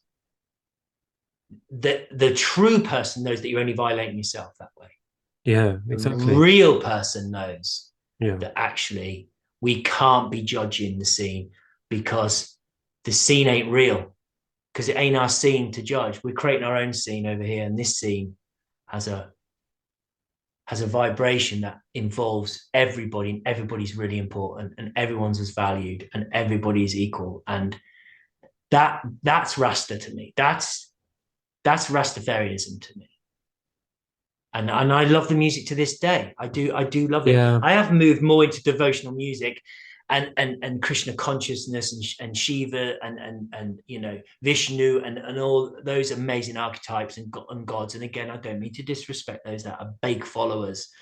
We're talking of millions and hundreds of millions of people that follow those amazing characters. But Shiva then comes in, and Shiva's now, part of not only my stillness, but that destroyer of that self that wants to be stuck in a version that I'm not. So Shiva helps me to destroy, but also has that benevolent aspect, that kindness. That Yeah. kindness is important. Yeah, I must, I Um, must, I must admit, I'm ignorant on the, I'm quite ignorant on the Shiva Shakti thing because I've avoided it on purpose. Because I'll tell you why. Is because I didn't want my own traditional, how do I say, traditional, um, my own home-rooted beliefs polluted by a foreign belief. Does that make yeah, sense? yeah, yeah, Yeah. 100%. And we But don't need to I'm do that. interested But to know though. I'm interested to know. well, it's just a part. It's again for me. These religions and they're part of consciousness and unconsciousness. They're part of the real, and the false self. But And it's just what I'm interested to know is yeah, because after sharing my judgment, what I realize is that the reason I have that judgment is people I've noticed on Facebook, Instagram, wherever people display their name, they've started replacing their surname with either Shiva or Shakti after it. have they? Yeah. It's rife. I've seen it everywhere. And so to me, this is Whoa. why I don't do it. People are changing their identity based on foreign Okay. ideologies, right? Okay. And those, I'm not saying those ideologies are wrong because I don't believe that at all. But what I'm saying is, it's like with plant medicine, when people go to Peru, they then want to go and become a shaman in Peru, and they want to continue taking that medicine instead of taking the medicine from their own land. And this is where I see this problem with identifying with without a pure belief.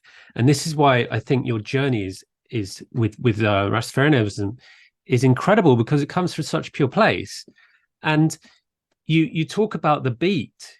That's the first thing you said when you walked in. You felt the vibration, and Yeah. that could be mistook as the vibration of the room. But you're talking also about the music.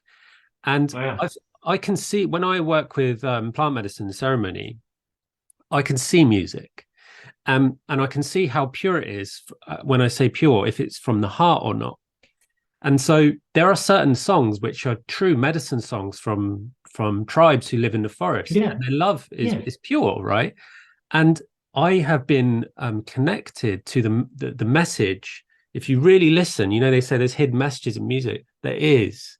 And if you listen to the 100%. right ones in deep relaxation, you can be fully connected to the light grid, which means you Okay. connect with anyone on the planet. Well, good. It's incredible. And 100%. and so I completely understand that you walk into a room and your life changes through Yeah, it did. through the beat of the music, because there's a message in there Well, from the it did. person It who made did. it. Yeah. Yeah, it did. And it still sits with me now as one of the most comfortable experiences of my life. There was no one else in that hall. It was like I was just meant to experience that individually. It was like a ceremony in itself. It was like a rite of passage. It was like my awakening. It was like my rebirth. It was phenomenally important.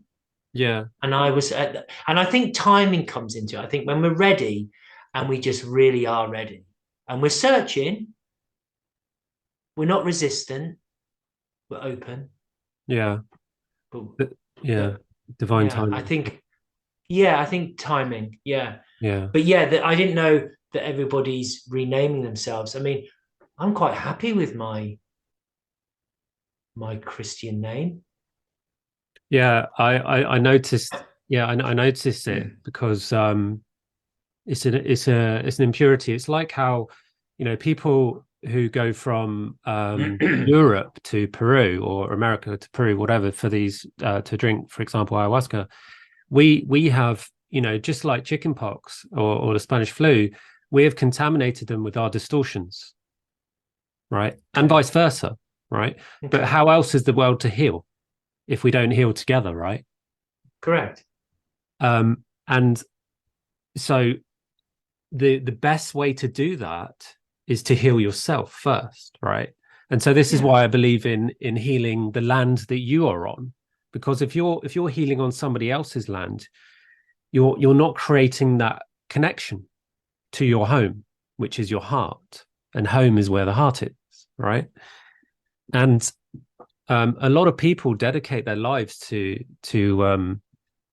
uh, avoiding that. And you can see it in the music. Like I spoke about seeing the music and the purity of the music. And this is why I know it's so rare to find a hidden message of deep triggering love inside music. So your story is profound, because I know how rare that is. Yeah, I'm Because 100% rare. But I'm just coming, just sorry to interrupt, but I'm just, something came through there. You know, when we journey afar to find something and then to adapt, actually, that sense of it's right here, right now, it also, it, and what you're saying is we don't need to not contaminate, because I see it as everything is as one, but you don't need to go anywhere. It's right here, right now. And it's yeah, like, I want the world to see that I'm doing something, like I'm making a move towards it because that looks good. When actually it's not about all of that. I'm talking to you about my personal experience. I don't go and talk about that everywhere. This is a very personal interview. This is something I've never done before. And Mm. I'm proud it's happening with you. But it's like that individual part of self is saying, well, if you do this little bit, it looks like you're doing something. And this is the problem. We need to make the full move inward. Yes. You don't need to get on a plane and travel. Yes. I mean, I didn't go and find Leonard in Jamaica, in Sligerville. I didn't do that. He came to me. He does that bit because he can do that bit. He asked me to remain and do what I need to do. And as far as I'm aware, I'm doing him proud. As far as I'm aware, he's doing my children proud. As far as I'm aware, he's doing my marriage proud. Mm. Because he was an honorable man. He was loved. He was respected. And he had wisdom. And he had the Shiva energy. He could destroy people. Right. But in the end, his story, sadly enough, was he never got any respect. And again, I offer no offense to those that may tune into this, hear this, that are into the Rastafarianism faith and are followers of Black consciousness in a big way and have massive depth of knowledge.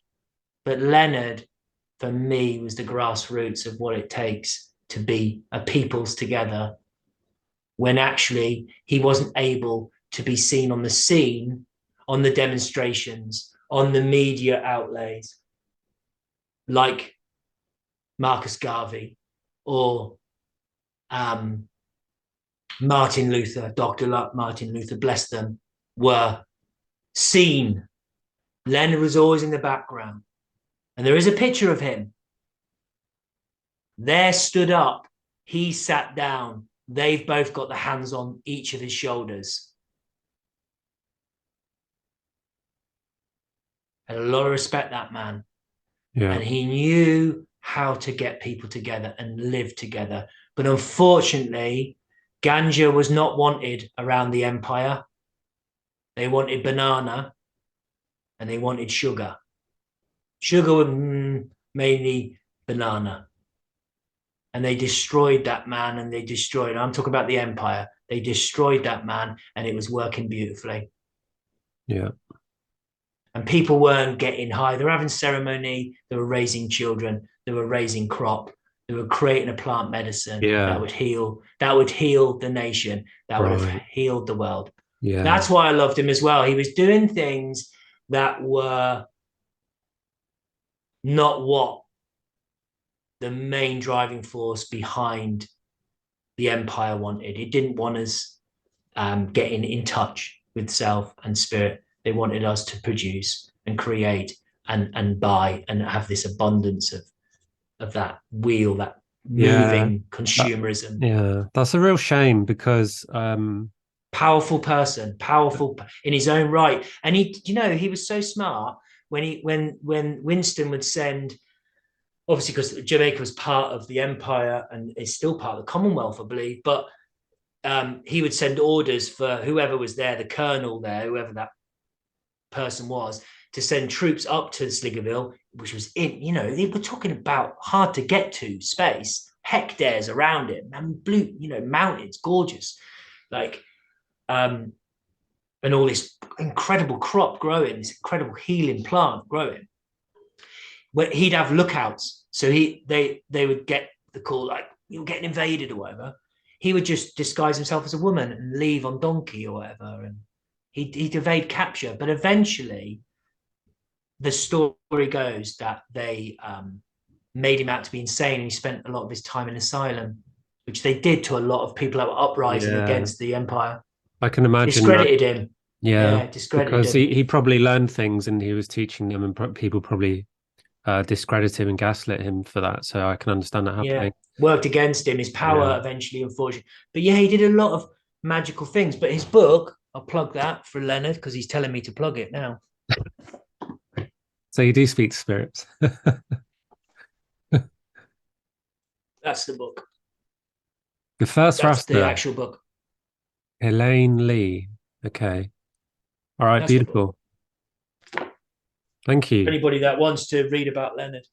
But yeah, Yeah. anyway, Okay. Yeah, That was like I had that. I did have that at the side of that's me. I think that was a bit yeah. staged. That Yeah, was a bit false. you want it. That's It was a bit fine. false. That's great. I'm glad There you was a did bit of ego there for Leonard.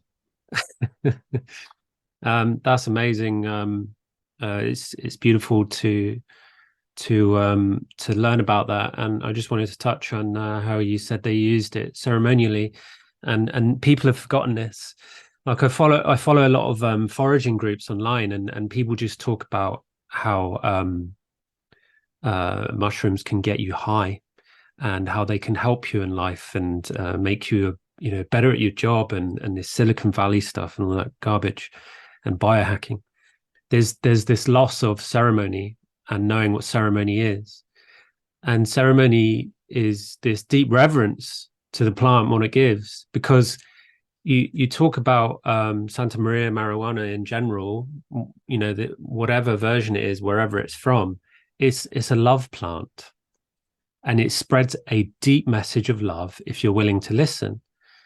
But it's been abused, like you said. It's been abused by the drug trade, um, capitalism, and all the other things which bring greed and escapism.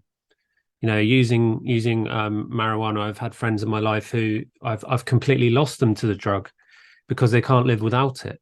One in Yeah, the that's morning, right. one at evening, and I've seen that happen in many cultures with other drugs as well. And even with, I mean, I was go as far as to say that even with and I've not done this, and I'm not a proponent of this. I'm not saying this, but I would say that even with some of the let's call them cursed drugs like MDMA, cocaine, ketamine, heroin, I bet even those drugs, I'm calling them drugs, but they're actually plants. The only reason I call them drugs is because they're processed with chemicals, so they're not plant. Yeah, But yeah, what I'm talking about is the going back to the pure roots, that pure plant, whatever that is. Like for coca leaves, for example, of cocaine, and I think MDMA, I'm not sure, is like a root of a plant. If those are worked with ceremonially properly in guidance with spirit and with a proper shaman or however you want to do it, the rewards are incredible because they bring healing. Love brings healing, and I can see how that movement that you are talking about is completely and utterly sabotaged. And I think that is where the injustice comes from, because of the injustice hidden within that energy of that plant because of how it's been used. So if you're smoking an abused substance, you'll get that message, you know? And so I see that. And this to me, Michael, this to me, the Rastafarian movement or the Howlite is man's way, even though it has, you know, sometimes it's out of alignment. It's man's way of trying to find his way back to the heart. good. Yeah, yeah, it makes a lot of sense. I never, I was in one part of my journey to being the version that I believe is my true self, and because it just feels right. It's all about this felt sense that around discovering Leonard and going out to Jamaica and actually paying homage to it. I didn't find Slickerville. It's quite hard to find. I'd love to find it one day. Um, and love to own a piece of land there and be barefoot there one day in the Blue Mountains. But if it welcomes me, because it's a mystic island, it's got a lot of trauma on it, and it'll spit out those that are ingenuine. It will spit you out. It's a very powerful space to be in. It's a lot of ceremony around there.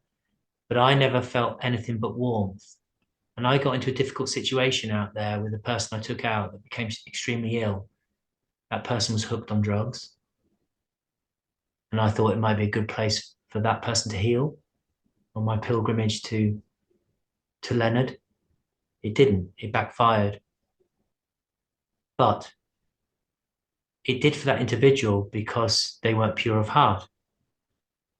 However, I was on this special pilgrimage and I had obviously some type of aura.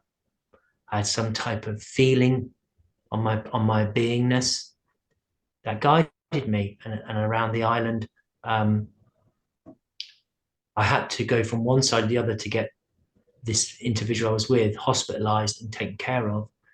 And they were dangerously ill, detoxing basically, and couldn't get them their drug that they needed.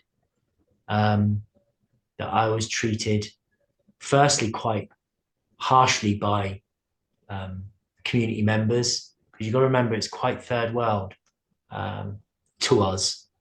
No disrespect to the island of JA, but um, at that time it was a big shock to not have what we have here, which is very modern healthcare.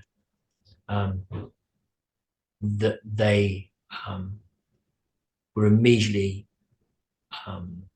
those in power, let's say the community leaders and the trustees of the hospital, and then those that were running the hospital and those that were able to administer medical help were deeply concerned for this particular individual I was with.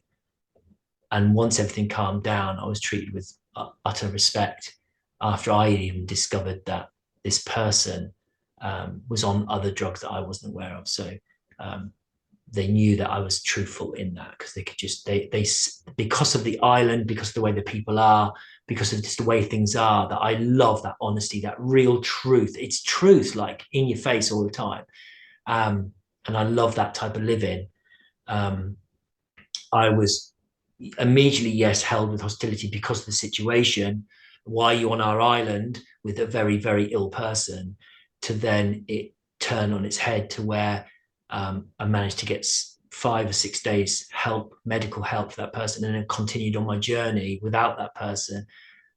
The rest of it was blessed with incredible openness, where I was the only white man in most of the areas that I was going and traveling Wow. as a single entity. And I can honestly say it was the first time that I'd realized since I was a kid what it was like to feel really different to those Indian boys when I was young that my brother would beat up, or the Moroccan lads as teenagers, or the Afghan boys, or the Italian boys, or the black lads, or whatever. Like this constant this constant attacking of one another. But I was you vulnerable. but you had a similar instance as a child. You told me you lived in Libya, is that right? Yeah, yeah, I did. Yeah, luckily for me, that was incredible place to dance. Actually, they Oh. love ceremony there too. I remember the men only, fortunately, would celebrate. Felt like mostly evenings in the desert, big tents. I remember that, and the smell, and they'd be smoking the big sheesh things or whatever. I remember that. And then it'd be like, I remember sweet Turkish delight and sweet tea, and remember all that. I was probably 5, 6 year old. My dad had got stationed out there as an engineer, helping with the Libyan government's um, expansion of its airport, and he was doing part of a contractual role with building parts of the airport or something. Don't know. But I would go out with my father on evenings. Luckily, he took me. That was one of the biggest gifts I think my father ever did for me. And I would dance for the sheikhs and the Arabs, the Arabians. I would evidently dance. Their music would be playing. We talk about music again. They'd be playing, and I would Wow. just dance and just go with it. I just do whatever I was. I just do it. I didn't care. I didn't care. And then they called me the Blonde Prince or something. And we spent over a year and a half, I think. And I remember just getting lots of toys, coming back from these ceremonies with gifts for my mother, especially. My mother wouldn't comply with the dress code out there, so she found it really hard. She wouldn't wear the burqa, and she would the yeah, she wouldn't do it. She was scared, really scared. Yeah, but I would go to the market for her and get all the produce and come back and with all the money still, the Libyan whatever it was. Yeah. And she said, "But you haven't paid for anything. How have you got all this? You haven't stolen." I said, "No, they just gave me it." Like again, I saw the richness at a young age of difference and the love and compassion from others, and we didn't have to fear it. We didn't Yeah. need to fear it. Yeah. I think traveling as a child, I had that as well. Is really important to see that we're not different, that we are all one. Yeah, And we just live and have different cultures, and it's those yeah, cultures that are difficult to adjust to. Uh, yeah, and I'm very proud of those parts of my yeah, upbringing where I also grew up with foreign students learning English in our house learning, so I got that as well. So I can totally understand how being stuck in England your whole life, or if you're an American being stuck in America all yeah. life, That's is right. having this one-sided biased xenophobic racist point of view.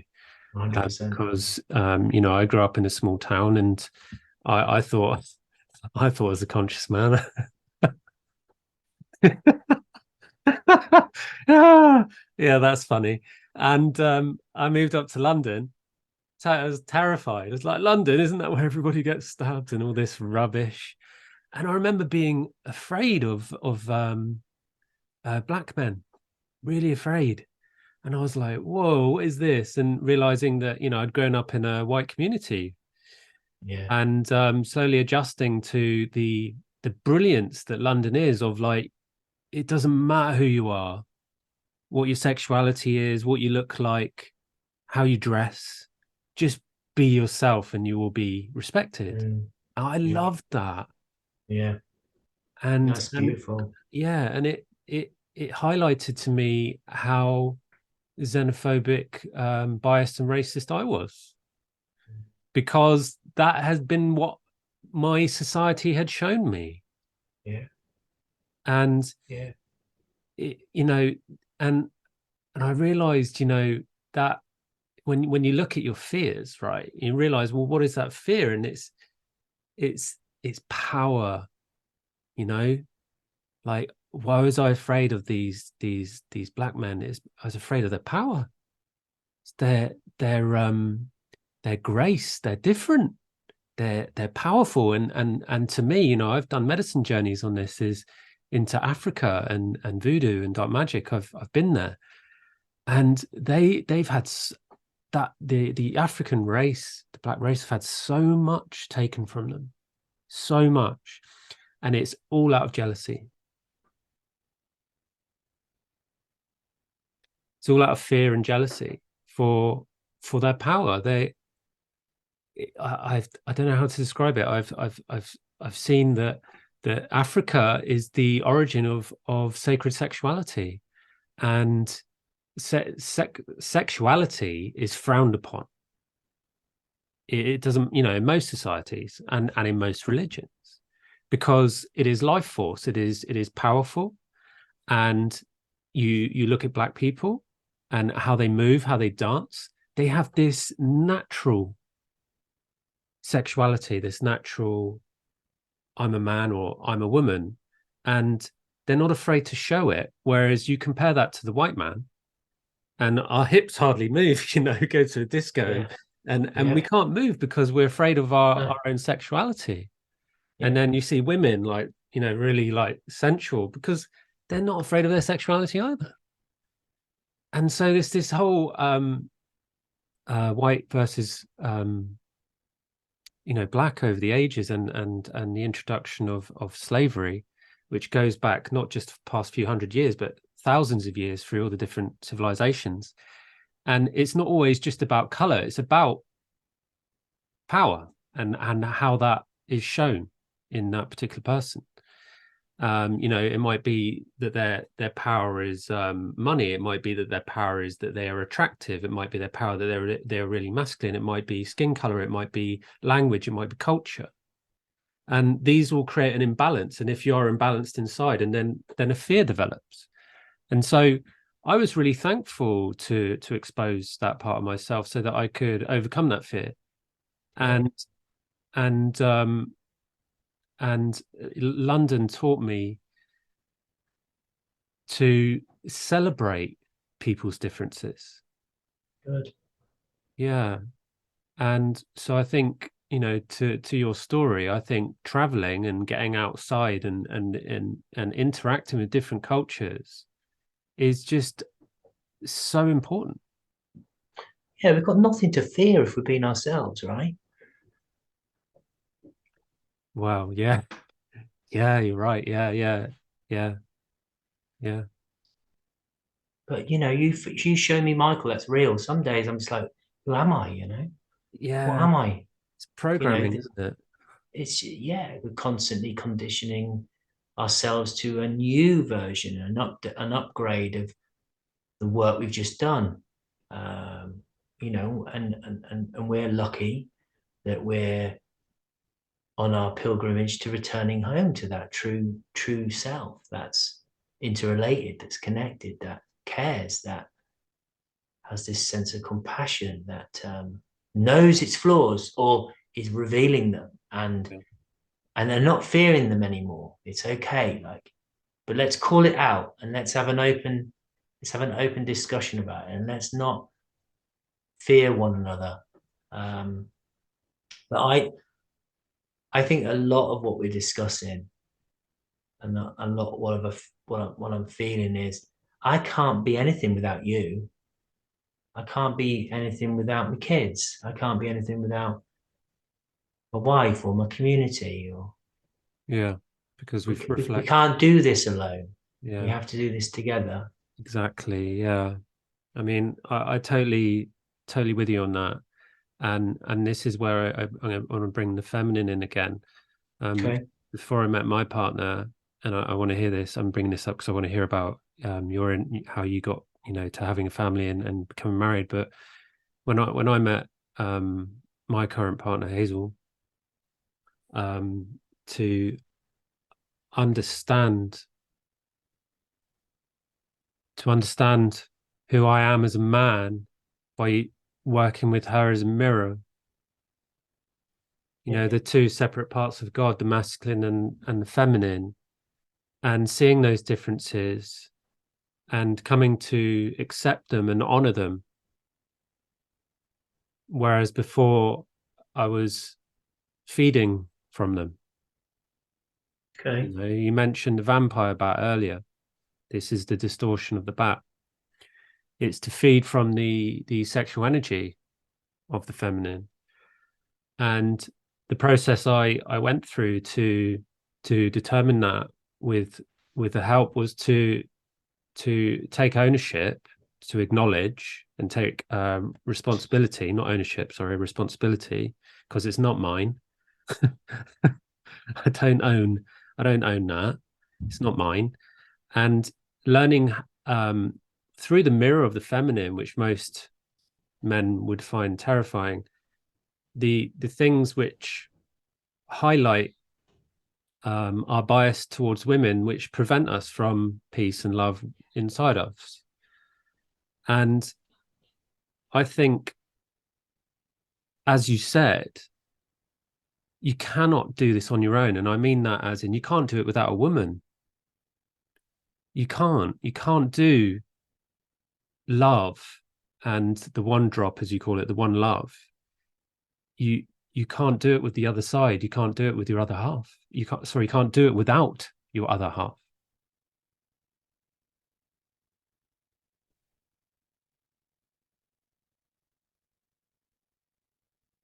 Because how can you love yourself if the other half is missing?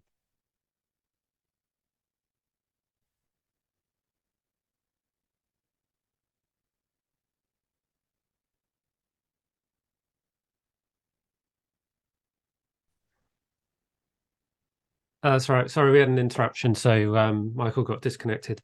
Yeah, so I was still talking when you got disconnected, but I said, how can you love yourself if the other half? It was really profound when I said it, but you were disconnected. It was beautiful. Yeah, it I was said, not I great said, how? timing.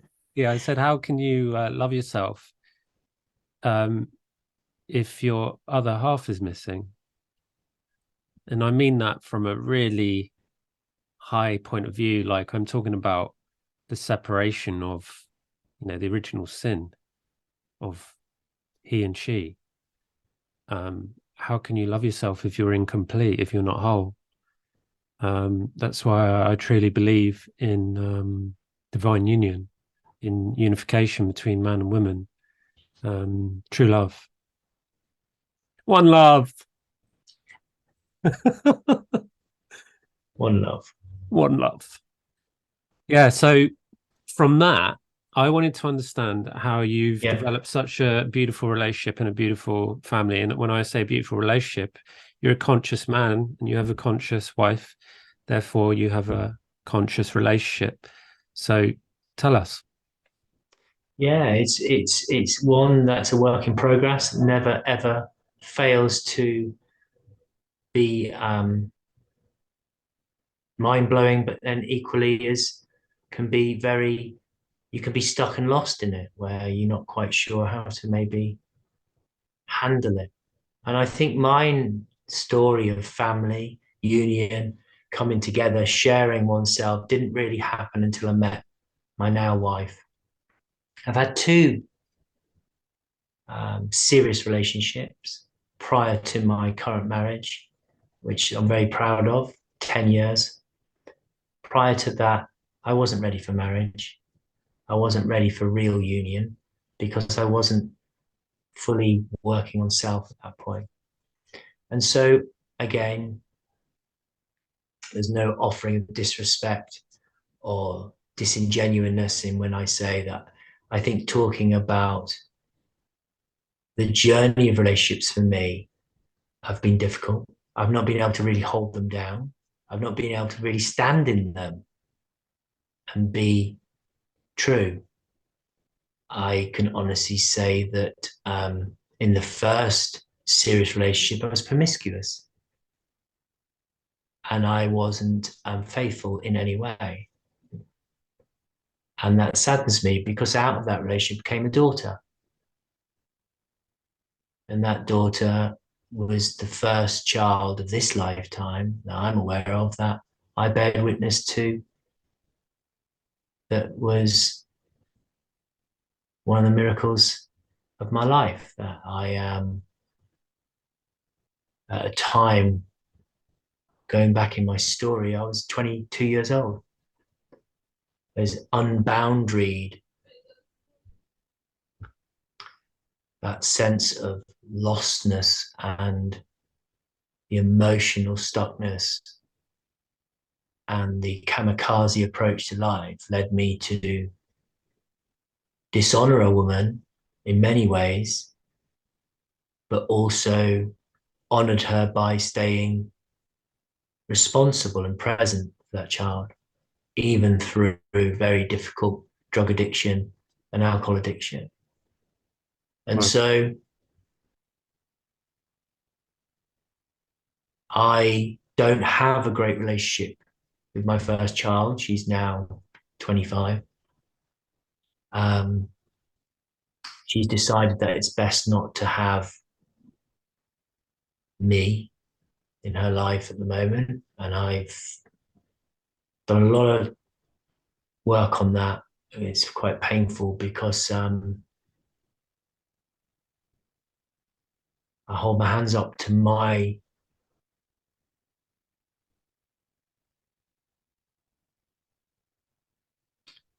lack of strength, my lack of being able to actually continue to be hurt from a feminine with masculine toxicity in them. So the version that you've seen a lot of women, Yeah. which is where they haven't got the divine feminine They haven't sewed that bit up. They haven't had that themselves. But what they've got is, because of their home and the molding of society, this toxic masculinity in them, where they're trying to look for a father figure. They're trying to look for someone to blame so that they can lean against someone and say, can you take the weight and burden of life on me? Women are not weak. Women are just as able as we are. But emotionally, we've destroyed them. Like we've destroyed ourselves. And so in a sense of that emotional development. And so I was playing a part unaware of psychologically trying to hold another person that I was devoted to, the mother of my child, who I was promiscuous with, and she was with me. It wasn't an agreed open relationship. There certainly wasn't a stable relationship. And there was drugs and drink involved in that relationship. But there's a very immature Michael, and one that deserved a massive wake-up call through leading a life of destruction and abundance and greed, and this sense of I'm really important and watch out because I'm just about me. And I hurt with that story a lot because I was violated emotionally in there. I was physically abused. I was a battered husband, silently. I was hospitalized 4 or 5 times with major concussion. I tended to be unfortunately hit when my back was turned, but I would be probably a serial provoker of, in the sense of saying, well, you know, who who are you with now, and don't you think we should stop this silliness and just be faithful to each other? There'd be sort of a sense of just feeling completely and utterly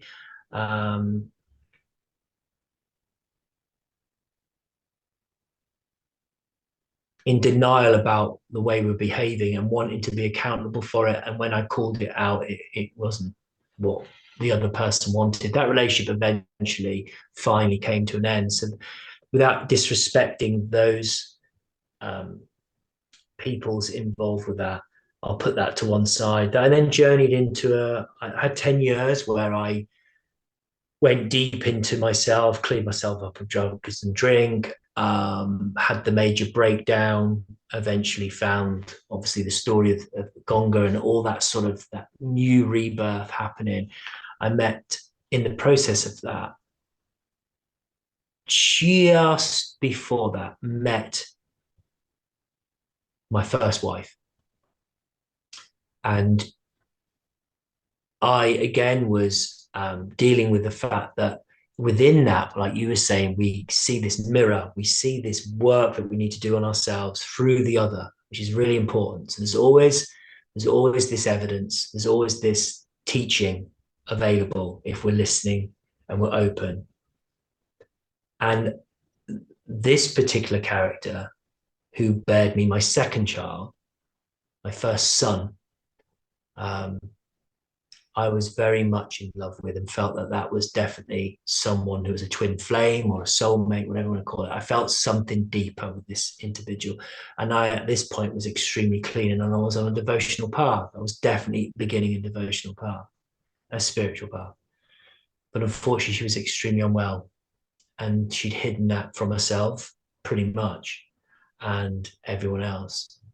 And it wasn't very long after my son was born that she had to leave, and that relationship was a relationship. It wasn't one that I thought would end, and I didn't think that it would be destructive the way it was, but in there was definitely the Shiva Shakti power. There was definitely this sense of Gonga in there.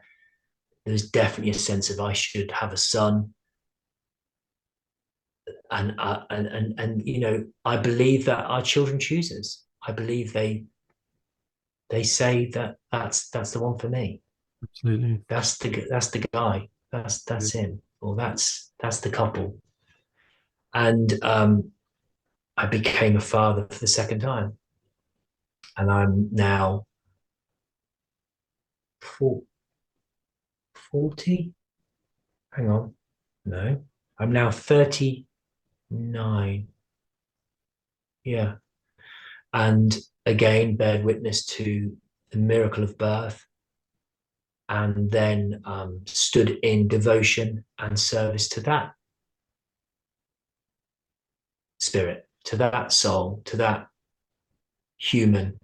And then I was not looking and I wasn't searching, but I was lost with a daughter from my first relationship that would have been in her teens, struggling with her learning difficulties. She was on the autistic spectrum, handling a very volatile relationship that I wasn't involved with anymore. And it's a massive story, that one, but keeping her in my life was very difficult when she would move around the country on purpose and be taken. And a lot of grief around that. But with the responsibility of a daughter and now a son, and find myself on my own, that's when my true faith came. That's when I realized that life's about people and supporting each other, and not about taking all the time. It's about take, but it's about give as well. Wow. And so my current wife and my proud relationship of 10 years, the longest relationship I've ever held down in my life, that is now successful because of how we support one another, how we hold space for each other, how we have brought this ceremony into our family unit, how we're all valuable, how we're all heard, how we're all emotionally responsible for each other, how there is no hierarchy. There is strong boundaries, yes. When things are articulated, they're articulated at child level to age appropriate, but otherwise it is, each person is equal. And we celebrate that by honoring them in their education. We've chosen an alternative educational package, which involves a lot more nurturing. So we mirror what's happening in our home externally. And this is all building the success of it. This is the recipe. This is the ingredient that goes into the recipe. This isn't just one ingredient. There's lots of ingredients that make it successful. And I think it's where I've eventually found home within myself, that then this other true version of somebody that was on a journey way earlier than me saw something that they recognized, a truth, a sense of, and I do that pointing downwards because that's how it felt to me. I was definitely feeling I had a long way to go to get, and I never put people on pedestals. I'll always give credit where credit's due, but I never will discredit myself in a sense and credit somebody for just no reason. But there was this sense of, wow, I've got a lot of growth to do if I want to hold this relationship down. And luckily for me, I came in union with a hand fasting ceremony, a pagan ceremony, and really at home, and many people bear witness to it. And with that, out of that union has come my third child. And I've been blessed with two daughters and a son. And even though, yes, the first child, the relationship has been fragile from the beginning, it's okay. I'm managing to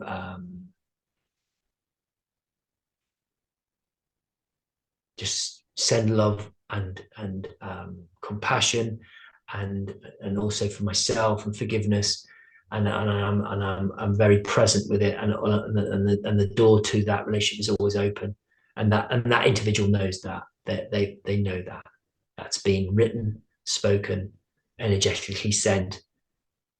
So it hasn't been easy to be, in your words, maybe this looking inward at a family and thinking, he's got it right. Yeah, there's been a lot of work on self, and then there's been a lot of work on actually how we all, what's our roles here, and where do they cross, and well, they don't. They're all one. I can be emotional with my children. I can be emotional with my wife. I can be angry with myself. I can be angry with the world. I can be angry with you. I can be angry with it.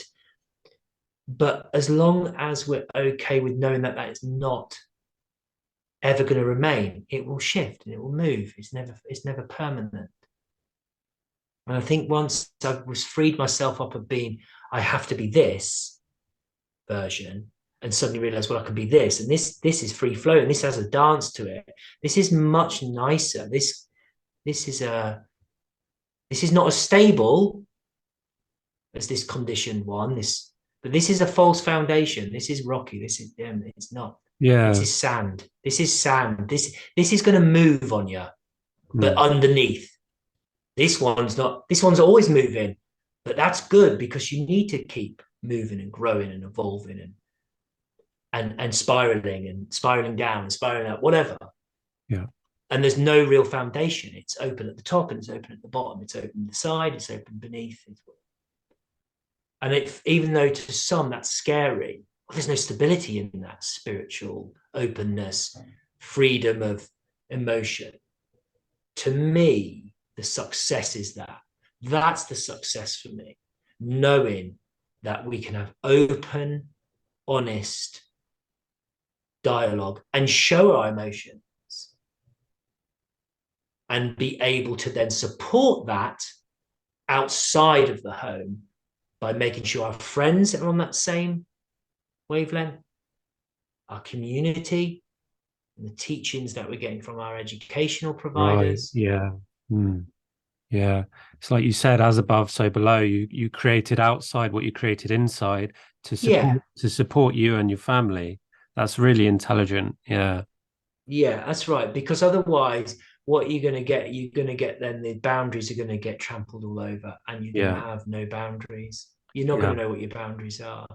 And I think when we have to say goodbye to people that we love, and maybe they're no good for us, or they feel that we're no good for them, we have to have acceptance around the whole of this process. I'm not Yeah. aware of whether I'm doing the right thing. I just know I am. I just know it. And that's enough for me.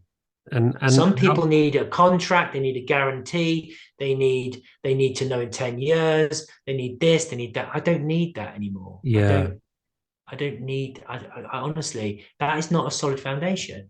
that's what I wanted to talk about. How do you keep your connection of love, um, for lack of a better term, shining bright? And also, how did you incorporate the grief of your first wife in your in this relationship? Well, I'm going to promote talking therapies, aren't I? I'm going to talk about somatic approaches. I'm going to talk about embodiment. We're going to talk about nature. We've got to go back to grassroots. We've got to go back to the ancient ones. We've got to call in, the ancient ancestors. And I think, how did I stay? Because love's always there. It's a part of everything. But also we know that there's the other side of that as well. And there's the dark, and that's okay too. And I think once I realized I didn't have to be false, I didn't always have to put on this false front. It didn't always have to be about me, and that I was going to have to take a look at myself at some point. I think I realized that actually start to love yourself because you're not intentionally hurting anybody. You've just so happened to have gone about it in your particular way, and life has given you its teachings, and you haven't really listened because they began early, but you're now listening, and that's good because you'll grow. And so I always knew from each time I did listen to this experience of life where you get hurt, whether you lose a job, whether you lose a loved one, whether it's a relationship, whether it's a child, whether you lose, somebody through an accident or sudden death, this sudden awakening can happen where actually you handed over this sense of control over trying to be a particular version, when actually the version that I found that I am has this definite foundation of love for myself, like, because I got up and I embodied and took on that trauma, but then I also worked through it, and we can work through our traumas, and I think we surround ourselves with good people, um, and I think I did that by just literally calling that over through meditation and prayer, by asking for that divine intervention, that sense of I'm handing this over. I need help. Yeah. I need help. I Yeah. do need help. I'm not well.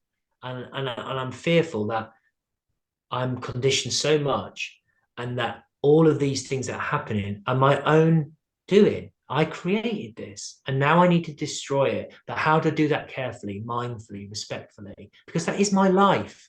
That is my life. That's all I know. That's all I know.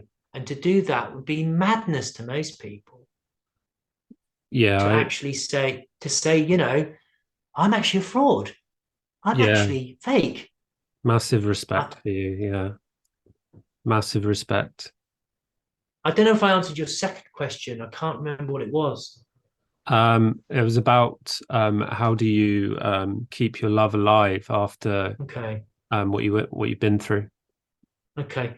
I think it's by having people like you in my life where they actually say what they see. Thank you. No, I mean that. And I bow to you. And there's been a few that have gone, by the way, this is how I see you. And I think they're little nuggets, golden nectar along the way where I'm on the right path. Yeah. People that are in a position that are doing the work, that are their intention is pure, Yeah. and they say something that makes you go, that was a moment, that was something, that was meant to resonate, that's meant to land, that's meant to hit. And it's like this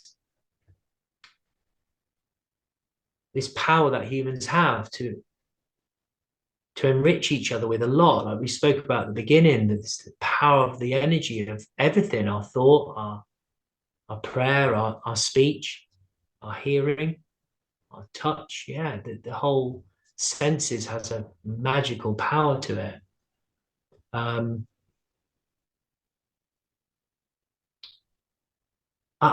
Sheer will as well, sheer will to be a good person, and good meaning thinking of self, but in not that egotistical way. How do I make myself well Exactly. Yeah. so that I then can be that out there, and out there, so my son can be emotionally, morally, physically healthy, spiritually? And how do I be the union in this partnership? And how do I celebrate and being honest in that and saying, well, you know, um, I'm feeling this today, or when you said that, that made me feel like this, and being honest and owning your feelings with others so that they can go about their work. And so it's this duality, but also um, the importance of knowing that we're connected, but also we're deeply responsible ourselves. I can't hand that over to you or to Lex or to anybody like that. You know, Yeah. Lex being my wife. It's taking responsibility. I think that's how I've done it. And I've Yeah. enjoyed it actually. I think we fear the responsibility of it, but actually when you start discovering yourself, it's actually really exciting. Yeah.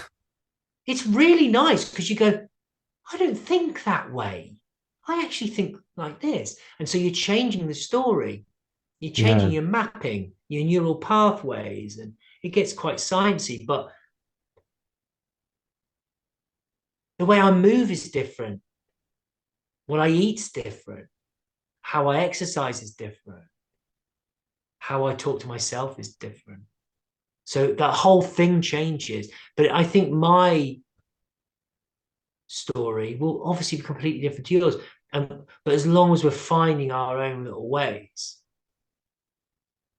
to returning home, like I keep saying, to that true self, Yeah. um, it blows my mind all the time, like all the time. Yeah. I mean, what you're describing is why I call my podcast the Lion Share. Okay. It's about devotion to love, and that's what you're shining. You're speaking. The way you described it is never giving up in the face of love. And I just wanted to add, I, Yeah. I think this is it's really profound, but it's also very funny because it's what happened in my process of meeting my current partner. Is women destroy men with love, and men destroy women with fear.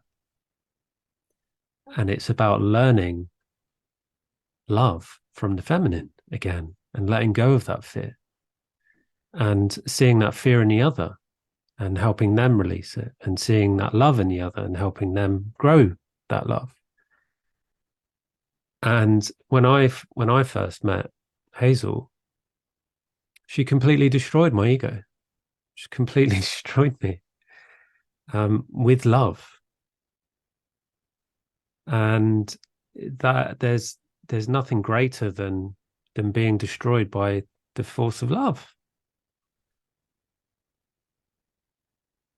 How does it get any better than that? Agreed. And you're having a lived experience of that. Yeah. But to others, others meaning what we talked about in our today's society of men fearing and equally women fearing, but predominantly men fearing this divine masculine femininity union.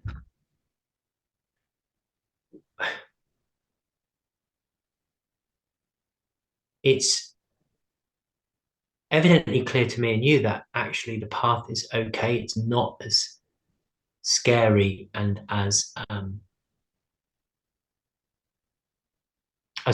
what people maybe make out it to be. In a sense, they being what's social norms of men are this, Yeah. women are that. Yeah. Yeah. I'd partially agree. I still find Hazel terrifying. Her love is really big.